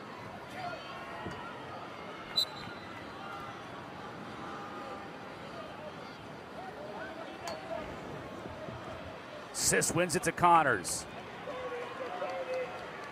Waterdogs defense has been awesome in the last, what would we say, 15 or so minutes, late stages of that second quarter. It's a great point, Quint. We've seen a lot of shot clock violations by the Archers, and it's been without Dylan Ward standing on his head. Burns just all over Bowering. 2 to shoot. They're just going to have to dump it in the corner. There it is, another one. Yeah. Hey, we got 2 Monday Night Football games coming up tomorrow. First, it's the Eagles and Bucks at 7 on ABC and ESPN. Then you can watch Rams battling Bengals at 8 Eastern on ESPN, ESPN2, and ESPN Deportes. Quint, your field level, why do you think this defense has been so good? Winning matchups on the perimeter, on the ball matchups, and then they've been much better in their off-ball assignments early in this game. It was littered with bad slides and ball watching. Dauber makes the save on Conrad.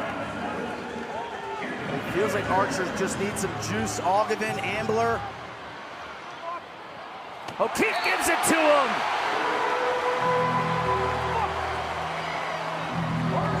You know who made that play?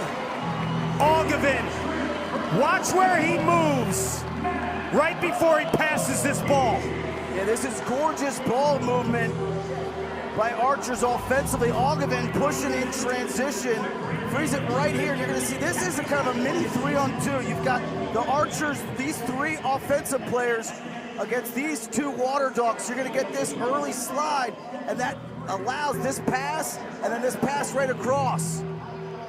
How often do you see a pass behind the goalie? Dylan Ward's high arc. Look how high on the arc he is. And they pass it backside of the goalie. You never see that. That is a fantastic point, Quint. There is where you get burned on the high arc.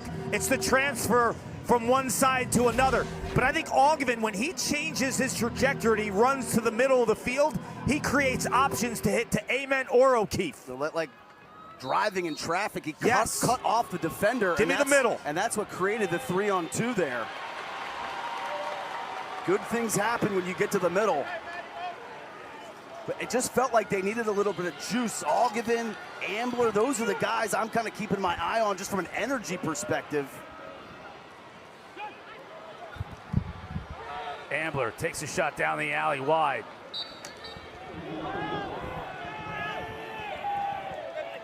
Still 12 to shoot. Ament will put it in play. Checked by Ben Randall.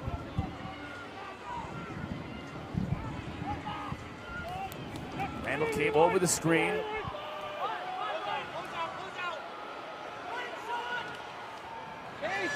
Ambler's shot. Heard a horn, but that should get a fresh 32, and we do. You can see the aggressiveness of Ambler on that possession. 2 shots, and he gets him the fresh 32. Schreiber might have taken one to the head, no call. O'Keefe shoots. Ward with the save. That's not Mac O'Keefe. Like, he rarely shoots stick side like that. Oh! Yeah, you saw him coming. Hossek's gonna get called as he lays out Randall.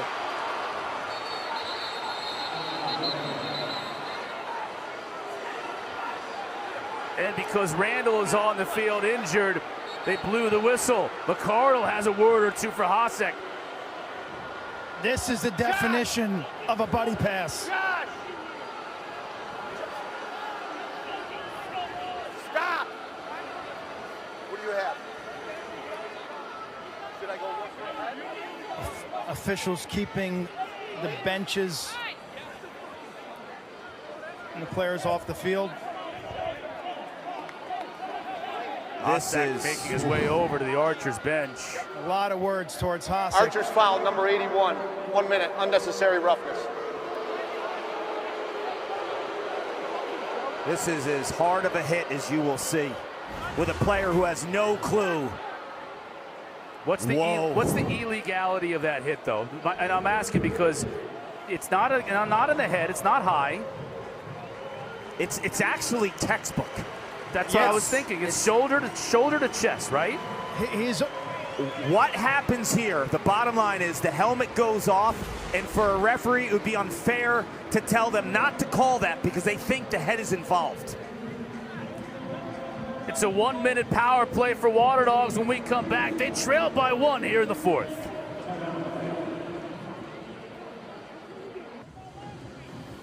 (13-12) our score in the 4th quarter. Waterdogs going to be man up for a minute because of a penalty against Hossek, and Graham Hossek just absolutely laid into Ben Randall. Q, what are you hearing down there?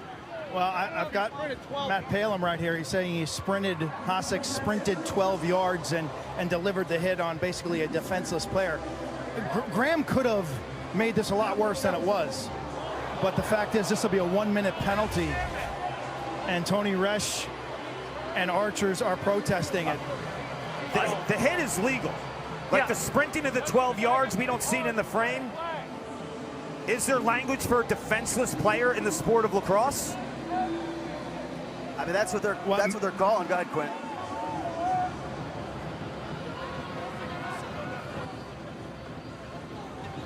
Randall's helmet comes off. It looks like a vicious hit in real time. And it was a vicious hit, but is it illegal? That's the question. What's going on down there, Q? It's a big power play right here. It is a big power play. We might get clarification later, but this is a huge moment in this game. Seth, why was that a penalty? The hit was clean. There's no getting around that. The problem is he took a 10, 12-yard run on a defenseless player, and that's where the unnecessary roughness came in. Thank you. All right, thanks, Q. Appreciate that, Seth Tierney. Archers, though, man down. Beautiful feed, and Leclerc scores!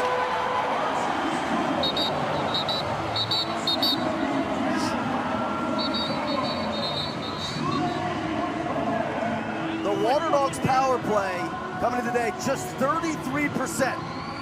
7th in the league. This is a 2-goal swing, potentially a 3-goal swing, given the 2-point range that they have. You turn the ball over here, inside. Archers, 𝗣𝗿𝗄𝗺𝗺 off to the races, and through some creativity in the substitution game, beautiful give and go there with LeClaire, who gives it up, gets on his horse. And Dylan Ward, a little banged up after the play. More than a little banged up, Ryan. He's down on the turf in pain. Now he's being carried off the field. Injury to his left knee. Matt DeLuca, who from a body type standpoint, very much a clone of Dylan Ward, will have to finish this game. You know, he had the splits. Yeah, he moved his body. You see him holding his leg right after he moves his body in that split-like type movement. What a turn of events. The Hasek hit on Randall. And DeLuca now enters the game. The turnover. 100% cold. Yeah. I mean, no warm-ups. Look at him. He's trying to get going with doing his shuffles. You'll need a lot more than that, Matt. Q, what's different about baseball, when you have to bring a pitcher in cold, they get an opportunity to warm up, but you don't get that here. You don't even get a few shots on it, do you? Look at him, though. He's going to get himself in the mood here. I mean, you think about coming into a championship game, 6 minutes to go, a 2-goal margin, man. This is everything you trained for. The moment, I mean, for all these guys, the forever game is right now. If I'm Waterdogs, if I win this faceoff, I'm calling timeout so I get more juice out of the power play and so I can warm up DeLuca. That's actually a great point. Let's see if Courier can win it. He's going against one of the best in the world in Sisselberger, who just shucks it down to the offensive end, and a great catch from O'Keefe. And now O'Keefe's just going to run for his life as they try and run the last 30 seconds off of this man down, but a great check gets it back to Waterdogs. Now there's the timeout. Keep him in the net, right? Yeah, I would, whether it's in net or on the sideline,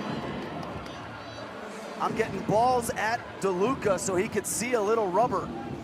We're going to take a quick break. We'll be back in 30 seconds. Don't go anywhere, folks. We're going right down to the wire. Welcome to the first ever game of the Premier Lacrosse League. Your first game. With your friends. In your favorite seat. When the unthinkable happens. Driver fires and wins it for Archers. You'll never forget. You premiered here. Waterdogs timeout. Coach Copeland in the huddle. Q, which huddle were you in down there on the field? Right now I'm in the Archers defensive huddle listening to Tony Resch over my shoulder. Matt DeLuca's taking shots from Thomas McConvey. Coach Copeland has sent his offense out onto the field. And we're ready to go. Matty Palin with the whistle. 17 seconds left in this power play, Q. Waterdogs with the ball back. McConvey's got to get those shots on net. Yeah. I'll tell you, McConvey's cold too. You know when a teammate gets hit a lot of times, brings the team together and kind of is a rallying point?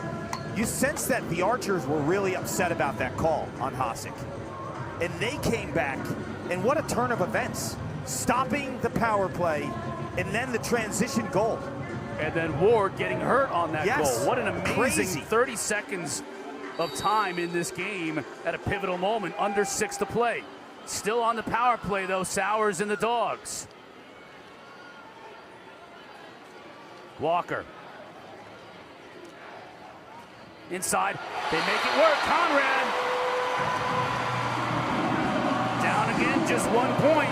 Do you remember when Quint was talking to Conrad at halftime? He said, keep it simple. When you are inside and you are relegated as the finisher, close the deal, catch the ball high, shoot it low. It's that simple.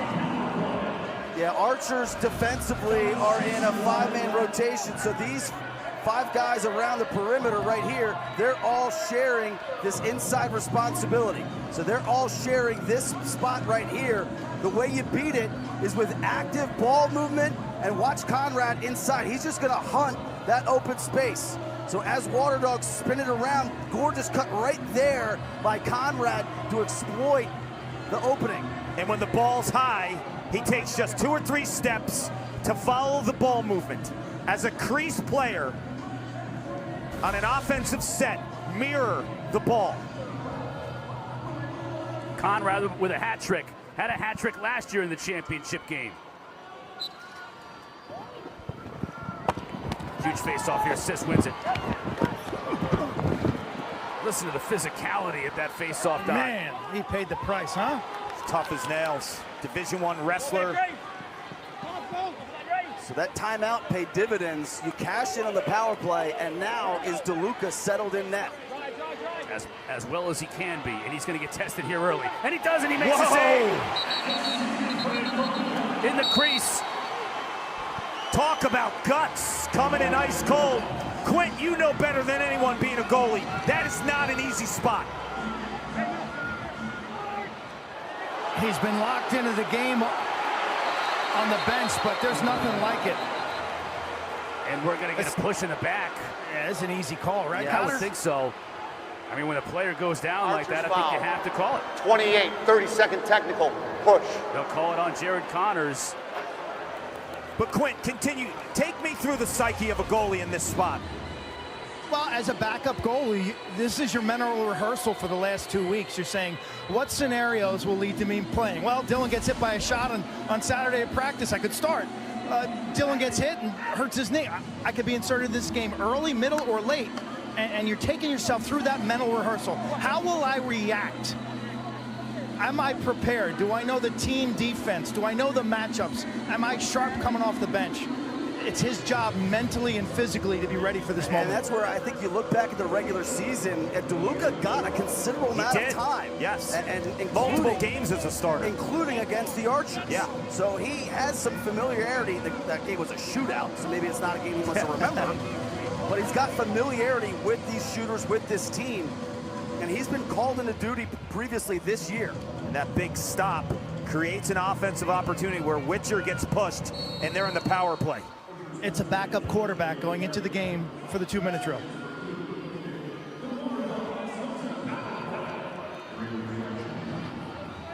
Dogs on a power play. Kelly thought about firing from 2. Carraway does. Scores! That's a 1-pointer, and we're all tied up in Philly. I think he's going low. When he catches the ball, something about his subtle gestures. I'm thinking, okay, he's going to sweep this across his body, and he just hammers this corner. Well, they go back to the exact same action as the previous power play, but instead of going to Sowers, they whip it, they reverse Fields. And I think the Archers were anticipating it going back to the Sowers, so when they spin it the other way, they're just a little late in that rotation. And Carraway, I said it earlier, he's never seen a shot he doesn't like. That's his 4th point of the day. And guess who he's next to? Connor Kelly. On a power play, pick your poison. Are you going to defend Kelly and leave Carraway open, which they did? Because if they don't, Connor Kelly's the best outside shooter maybe in the world. Archers have won 10 straight faceoffs coming into this one. Make it 11 straight. Sisselberger just lowers his shoulder, takes a shot high. It'll stay with Archers. I don't know, how do you not like Sisselberger's game? He doesn't care what they're doing in the sub game. He's going. I'm gonna hit somebody and I'm gonna shoot it. Shot clock is down on this side of the field, by the way, so players are gonna have to go by feel. Moore takes the shot, DeLuca with the save.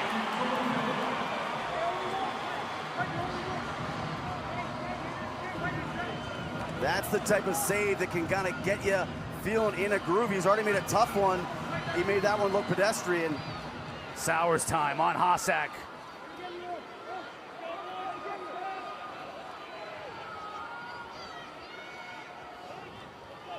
Archers, or Waterdogs rather, with a delayed substitution in. 20 seconds on the shot clock. Sowers looking to work on Hossack. Hossack staying with him. Up top to Kelly. Kelly trying to get under the defender, can't do it. See the help coming, double team. Someone's gonna be open on the far side if they have enough time. Sowers takes a shot, hits the pipe as the shot clock wind down. That was McCardle. McCardle asking for the reset. Was it impacted by the goalie or hit the post? Hit the pipe on the far side, Q. They're not giving him the restart. Did he get that off before the shot clock had expired? I think they were calling for a violation. Progressive game flow. Wasn't a crease violation, and he hit the pipe on the far side. Yeah, I saw the referee tap his head, which would indicate They had to. You want to know why? Because McMahon was out of bounds chasing that shot. And if you're out of bounds, you can't be closest to the ball on a shot. When it goes out of bounds, you have to be in play. So it's a shot clock violation. It had to be. Yeah. It had to be.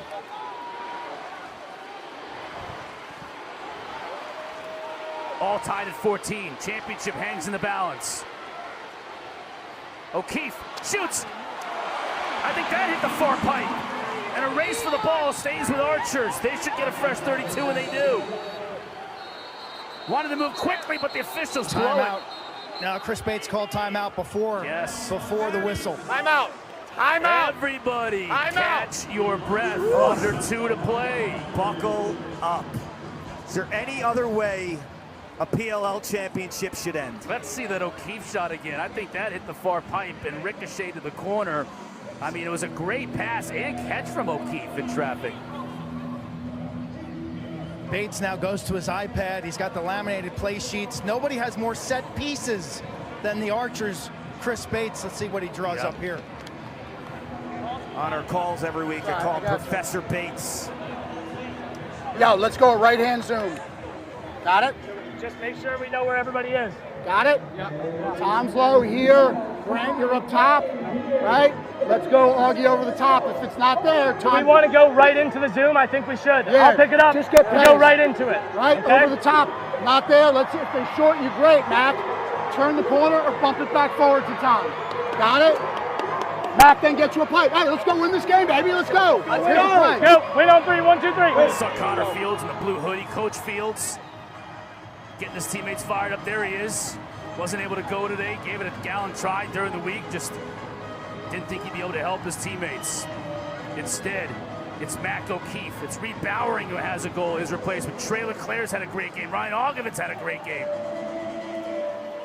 The Waterdogs' defensive huddle was anything outside of being poised. It was, let's go! I mean, it was as intense as it gets, you know, at any level, guys. Middle school, high school, college. It was like, let's do it. Dig in. We got to stop them. It was all fire. I'm on edge. Well, they put a few more seconds on the clock, so we get to enjoy 2 minutes and 7 seconds now of this game, and maybe more. Balgman using a clear pick. Has no angle, now behind the cage. Moore, over to Eamon. O'Keefe sets a pick. Eamon on Scarpello, rolls back. Got it back to his right hand. O'Keefe can't get the shot off as he drops to his knees. Shot clock down to 7. Schreiber's gonna have to make something happen here. He shoots and scores! What?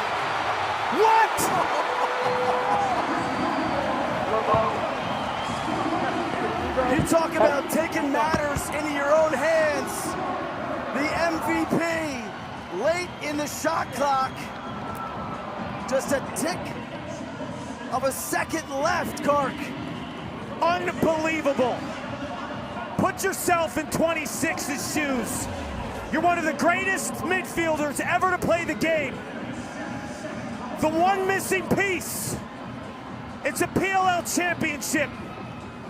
You're the MVP of the league. You're the best player on the planet.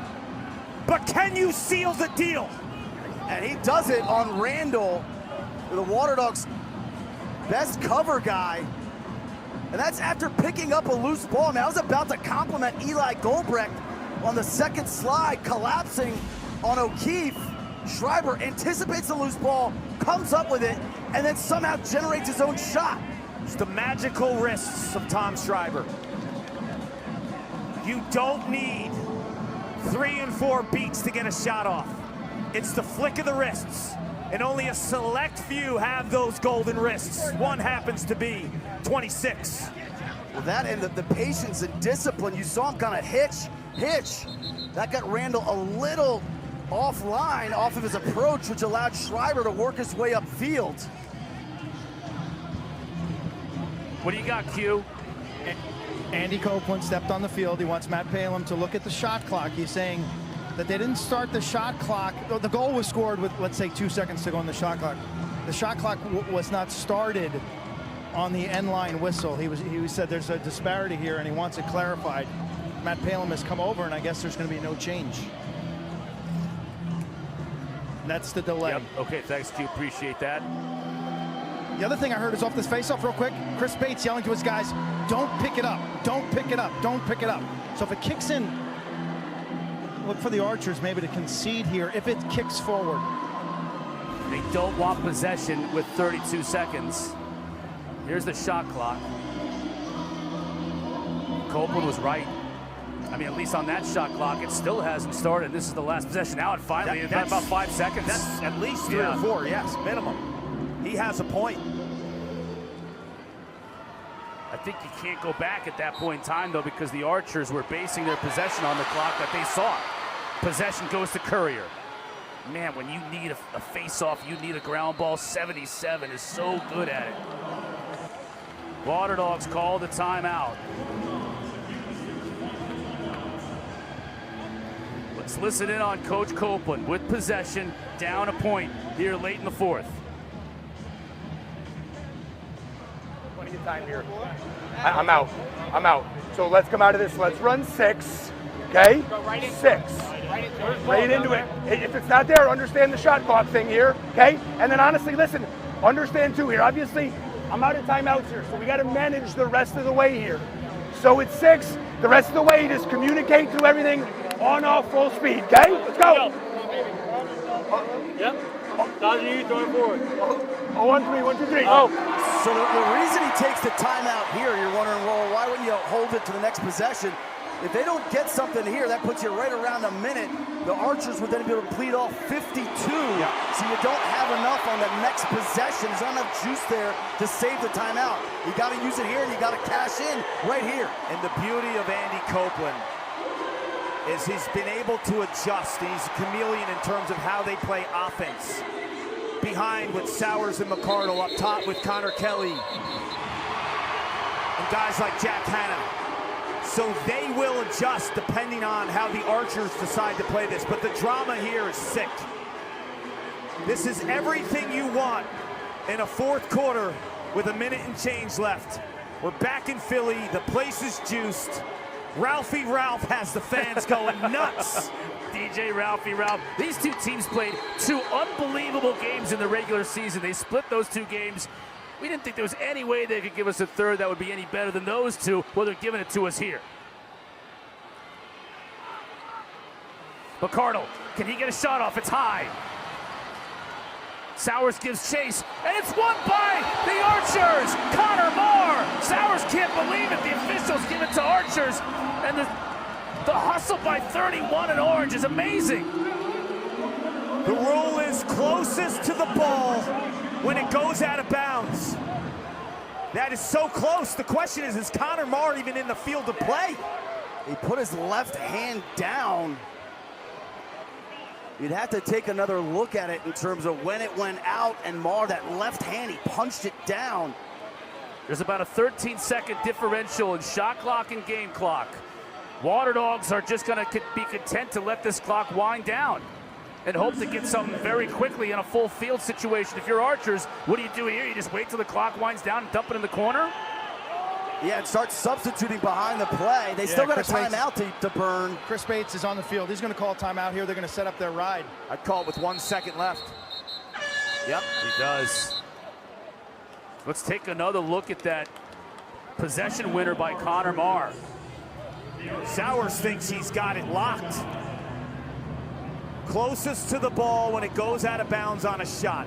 It's not the end line, it's the ball. And sometimes officials see the dive and kind of get swayed by it. To me, I think it's a good call. All right, I agree with it. I do. When you see it slow-mo there, it looked like Connor Moore got the inside track. It didn't go out of bounds until the ball crossed the end line. That arm down in the field of play, yes, I think, was the thing that got possession for him. If he dives straight out of bounds, he hits out of bounds, and you can't win possession if you're already out of bounds when the ball rolls out of bounds. Yeah. I think that left arm kept him in play long enough. At first blush, I thought he was out of bounds, but when the ball goes out, yeah. Oh, that is really close. My God. In real time, we see him so far past the end line, he's sliding by, but when you see it in slow-mo, that was the call. It would be so hard, even if you wanted, even if you looked at it, it would be so difficult to reverse that. It's so bang bang. I just don't know if you could make a definitive answer one way or another. So if you're Archers, you're going to have defensive personnel out on the field. Waterdogs should have their offensive personnel. I'm talking about from a midfield perspective. Yes. So you can see Hannah, Kelly, and Caraway already out there. Depending on how they ride, too, if I'm the Waterdogs, I might actually take a defender off and put another short stick as long as you have 3 back. And they've done that. They've got Conrad out there, too. And you can see DeLuca, they're anticipating where they're going to dump in the corner. Yeah, do you clear it here or do you just send it?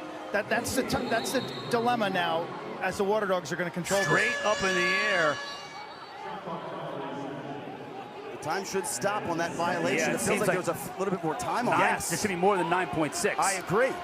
That's what they're going to give now. Now they're going to blow the whistle They and make have to sure. fix Yeah, they. Otherwise, everyone would throw the ball up. Yeah. Right? It should be about 12.5 seconds by my count, somewhere right in that range. Yeah, 1 second off whatever the game clock was. It was Should be 13-7. 11-7 game clock, 11-7 game clock. Because we had 2 on the shot clock, and the shot clock horn goes off. That kills it. They're going to get this right. Send it, my question to you guys is, it, do you do a standard clear here into the teeth of this ride, or do you just have to send it early? I think you take it, throw it to the defender, take a shot, so that way you can back it up. I would throw it to the far side, top left of your screen, throw it to that defender and let him shoot it. He should just shoot it. Trying to get it to McCardle. Clock is winding down. Caraway's going to get a look. Oh! Save made by Dobson.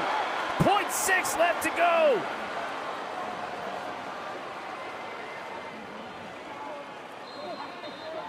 Shot inside. Dobson is able to steer it aside, and Archers win the title.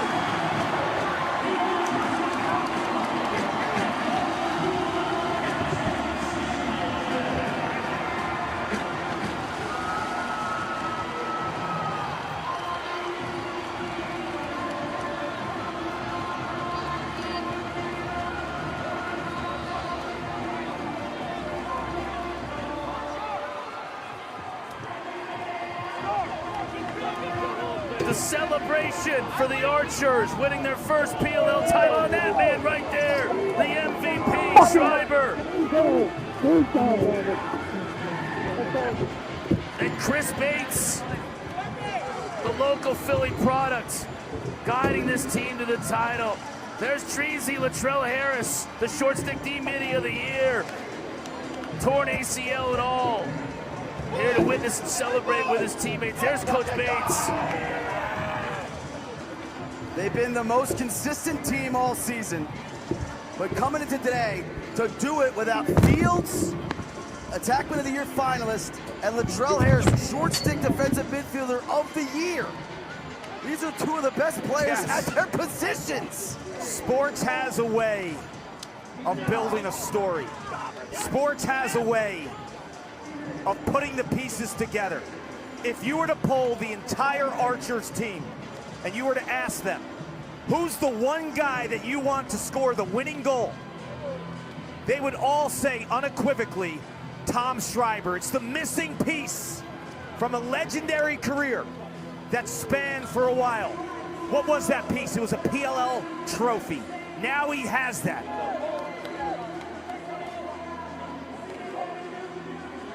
I mentioned it earlier. It's kind of like when John Elway finally won the Super Bowl and Pat Bowlen handed him the trophy and said, "This one's for John." I could see him doing the same thing when you get the Cash App trophy and saying, "This one is for Shribes." Right now, Q is standing by on the field with Tom Schreiber. We talk about a legacy goal. We talk about making a play, a signature play. What was going through your mind? I just saw the ball on the ground and saw the shot clock trickling down and kind of threw a prayer. Got a little more on it than I thought I did, but I'll take it every time. But what an effort by everybody. I mean, you could go around, watch play-by-play. Brett Dobson, what a game. Connor Marr making little plays everywhere. If you watch the tape, that kid's all over it. just an amazing game for us. We're so excited. You're finally here on top of the mountain. Congratulations. What are you dealing with now emotionally? Just a lot. We've talked a lot about this team and how it's just been the right group of guys. You have a guy like Connor Fields go down who's been dominant in this league. You know, he found out this morning he couldn't go. He's emotional. We're emotional for him. To get a win for him, for Latrell Harris, John Robbins, guys that have contributed and got us here that didn't get to play today, feels amazing. When you put this in perspective for yourself, scoring that goal, where does it rank? Yeah, it feels pretty good, Quint. But the thing that sticks out right now, I hadn't thought about it all that much with Coach Bates. I played for him for 10 years of my life. Gave him the Gatorade bath. I was just kind of the last one there. You never know who does that, and I ended up doing it. But what a moment with him. He deserves it. He's done such a great job for this team, and he's had such a big impact in my life. So to win with him means a whole lot. Great to watch you play today. Congratulations. Thank you. Thank you, Q, and great to hear from Tom Schreiber. There's Treasy giving Coach Bates a hug. Such a huge part of this team's run this year. Wasn't able to play here in the championship game, but the Waterdogs, this one we knew it was going to come right down to the wire, and the Dogs had a shot. Here's the final play of this game. It's a great find by McCardle. I mean, this is a legit attempt by Caraway and Dobson. I mean, this is a two-pointer, so this would have won the game. This would have tied it. You'd think a second-year pro staring down that shot, the final seconds of a PLL championship, might have been a little jumpy. He was as cool as he ever has been. You watch his feet, you watch his body language. He's stuck to his technique. 18 saves today. Going up against the guy he idolizes, his mentor, 18 saves. You know, the PLL, the coaches that we cover are remarkable coaches, remarkable men. But to see Tom Schreiber and Chris Bates enjoy this moment together. Tom Schreiber played for Chris Bates for 4 years at Princeton. He's been with him at the Archers since 2019. This was the one thing they were scratching and crawling to get a piece of. And we talked about it earlier. Chris Bates is a masterful lacrosse mind. And that's one of the finest midfielders the game has ever provided us. To put it into perspective for them, together, special. And to put up 15 without Connor Fields, if you told me like the winning scores would be 15-14, like not necessarily kind of in Archer's favor just being without Fields. Q is standing by with Mike Sisselberger. No Latrell Harris, no Connor Fields. What is this? I don't know. I just love it, and I think they made it because they know I'm a wrestler, but it could totally be like 10 years old, so either way, I love it. How do you best describe what these fans just saw? I mean, the game of lacrosse. I think it's just competitive every time you go out, no matter what team. I tell my family every day, every game we play is an all-star game, and nothing's ever going to be easy. I mean, on paper, all of these guys could win any game, but whoever shows up to play that day is going to win. And thankfully, today was our day. You never know. We play that team 10 times. They could very well beat us 9, but today's that day of the 10th. So we just witnessed maybe the most clutch goal in Tom Schreiber's illustrious career to get him that championship. What was that like for you as a rookie to be his teammate, to see him do that today? I mean, just me as a rookie, looking up to Tom my whole life, watching him play at Princeton, watching him play in the pros for years. Being able to play on the same field as him is just a dream come true, and he makes plays like that every day, in and out, no matter if it's at practice, no matter if it's in the game. It comes so natural to him, and at the end of the day, he deserves this one more than anyone I know. So I'm just really happy for him, and I'm really happy for this team. Former wrestler, you got the belt right here. Talk about Cold Tough, that's you. WWE. Pennsylvania Cold Tough. Damn straight. Come down to Sis Farms, we're slaying pigs, and we're throwing up some cinder blocks. Mike Sisselberger, folks. Oh, it's so good. I was just up there on the way down here. I drove down from Syracuse yesterday, driving through that territory there, the Lehigh Valley, to get down here. It's great to see these kids from this area. And I say kids because Sisselberger's fresh out of Lehigh, rookie, face-off man. Now he's a PLL champion. Yeah, you asked me earlier in the quarter, like, without Fields, who's going to score late in the shot clock? And it was like, maybe this guy, maybe his. No, the answer's Tom Schreiber. The answer's staring you right in front of the face. But they had trouble. They had trouble. There's just a certain type of mindset when you're one of the greatest ever. When the game's on the line, you say to yourself, who's going to make this play? It's me. It has to be me. This is the same guy that scored a game-winning goal for Team USA in a gold medal game against Canada with not a lot of time left on that clock either. Time for the trophy presentation, the PLL Cash App Championship trophy presentation. For that, Katie George is standing by. Thanks, Chris. It's time to present the 2023 PLL Cash App Championship trophy. Let's welcome Mike 𝗍𝗿𝗄, PLL co-founder and CEO. Thanks, Katie. How about this Philadelphia crowd? The rain doesn't stop them. I'd like to thank our top partners in ESPN, Champion, Cash App, Ticketmaster for all their support and all of our partners' support throughout the year. I'd also like to congratulate the Waterdogs Lacrosse Club, an amazing group of leaders and players, an amazing season. And now, I'd like to introduce your 2023 PLL champions, the Archers Lacrosse Club!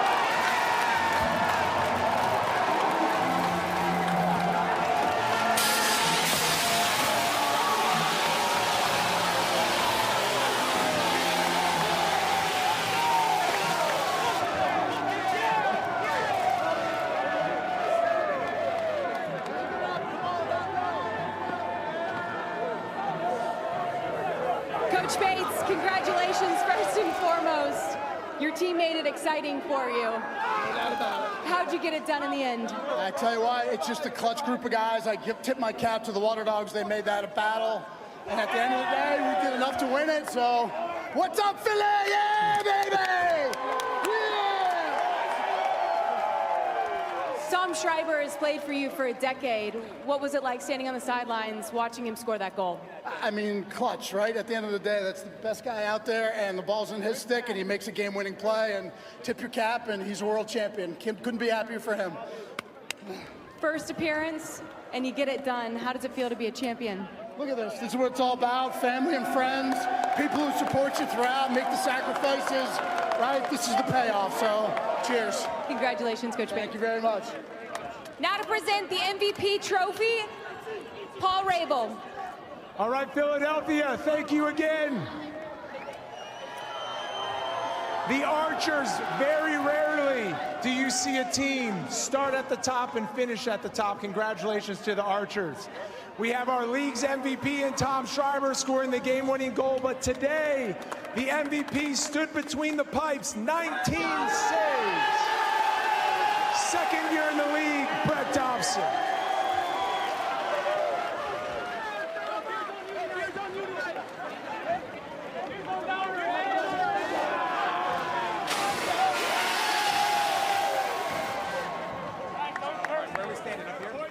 Brett, congratulations. Yeah, hoist it. You can do whatever you want. Yeah. Coming into this game, you're going against your friend, your idol, Dylan Ward. What was it like playing on a championship stage? It's surreal. I don't think I'd be here without him. You know, he kind of paved the way for me to kind of come up, and you know, I owe a lot of gratitude to him. He did a great job of mentoring me through the years, and you know, he's been a good friend and a good teammate when I played with him, and I can't thank him enough for everything he's done for me. And you know, the play here, it's surreal, but you know, having him kind of pull his hammy there was tough to see, but hopefully it gets better soon. You know, go Archers. Walk us through the last save that sealed the deal for this championship. I mean, Caraway scored 2 before that. I was hoping just to make sure I got a piece of it. It didn't go in. I mean, it always comes down to the wire. You know, I think these two teams, we played really, really well, and I think that, you know, for us as a unit, right, we believe in ourselves, and that's kind of what pushed us through the end there, and we have trust in our teammates. Yes, you do. Congratulations on your MVP win. Thank you. I appreciate it. And lastly, a special presentation. We'll welcome Mike 𝗍𝗿𝗄 back, as well as actor and activist Jesse Williams. I'd like to thank our partners at Cash App for, again, bonusing the champions $50,000 so they can go celebrate with their PLL and Cash App cards.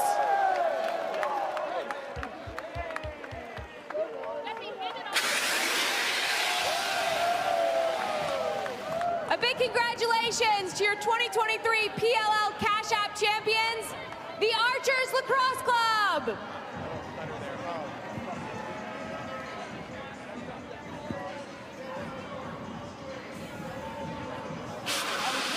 Cotter, Kark, and Boyle back in the booth. Great job, Katie. Congratulations once again to the Archers. PLL Cash App champions. How about Bates in Philly? You know, you look at what the Archers did. I just want to tip my cap to their draft. You think about their roster building. You know, the only 3 guys in the original were Schreiber, Ambler, and McMahon. And they remade this roster. 4 rookies dressed today. 4 rookies, 2 short stick defensive midfielders, and Dobson, Sisselberger, who's the face-off, the missing piece. Yep. And then Dobson, they drafted him last year. He sat, watched, had a little bit of action, but they trusted their evaluation of him. He was the starter all season long, and they rewarded that selection, that draft selection, and the confidence they had in him. 2 things stood out for me watching that celebration. The emotion from Chris Bates. I call him Professor Bates, where he's always in control, right? And he's got the laminated pad and the iPad going and all that stuff. But at the end of the day, you saw what this win really meant for him. The emotion. The second thing was watching Brett Dobson up there. The first thing I thought of was, we have an incredible goalie who's going to be at the top with the Blaze Reardons of the world moving forward. The U.S. is going to have to deal with him on the international stage. He's 1 year out of college. I mean, he is a superstar down the stretch, and what he did in the playoffs, over 70%, 2 consecutive games, and to be the MVP, the confidence that that young man will have moving forward, you have a backbone and a cornerstone on that end to build around. Yeah, you see him on the field, Dauber with his family. This is the game winner from Tom Schreiber.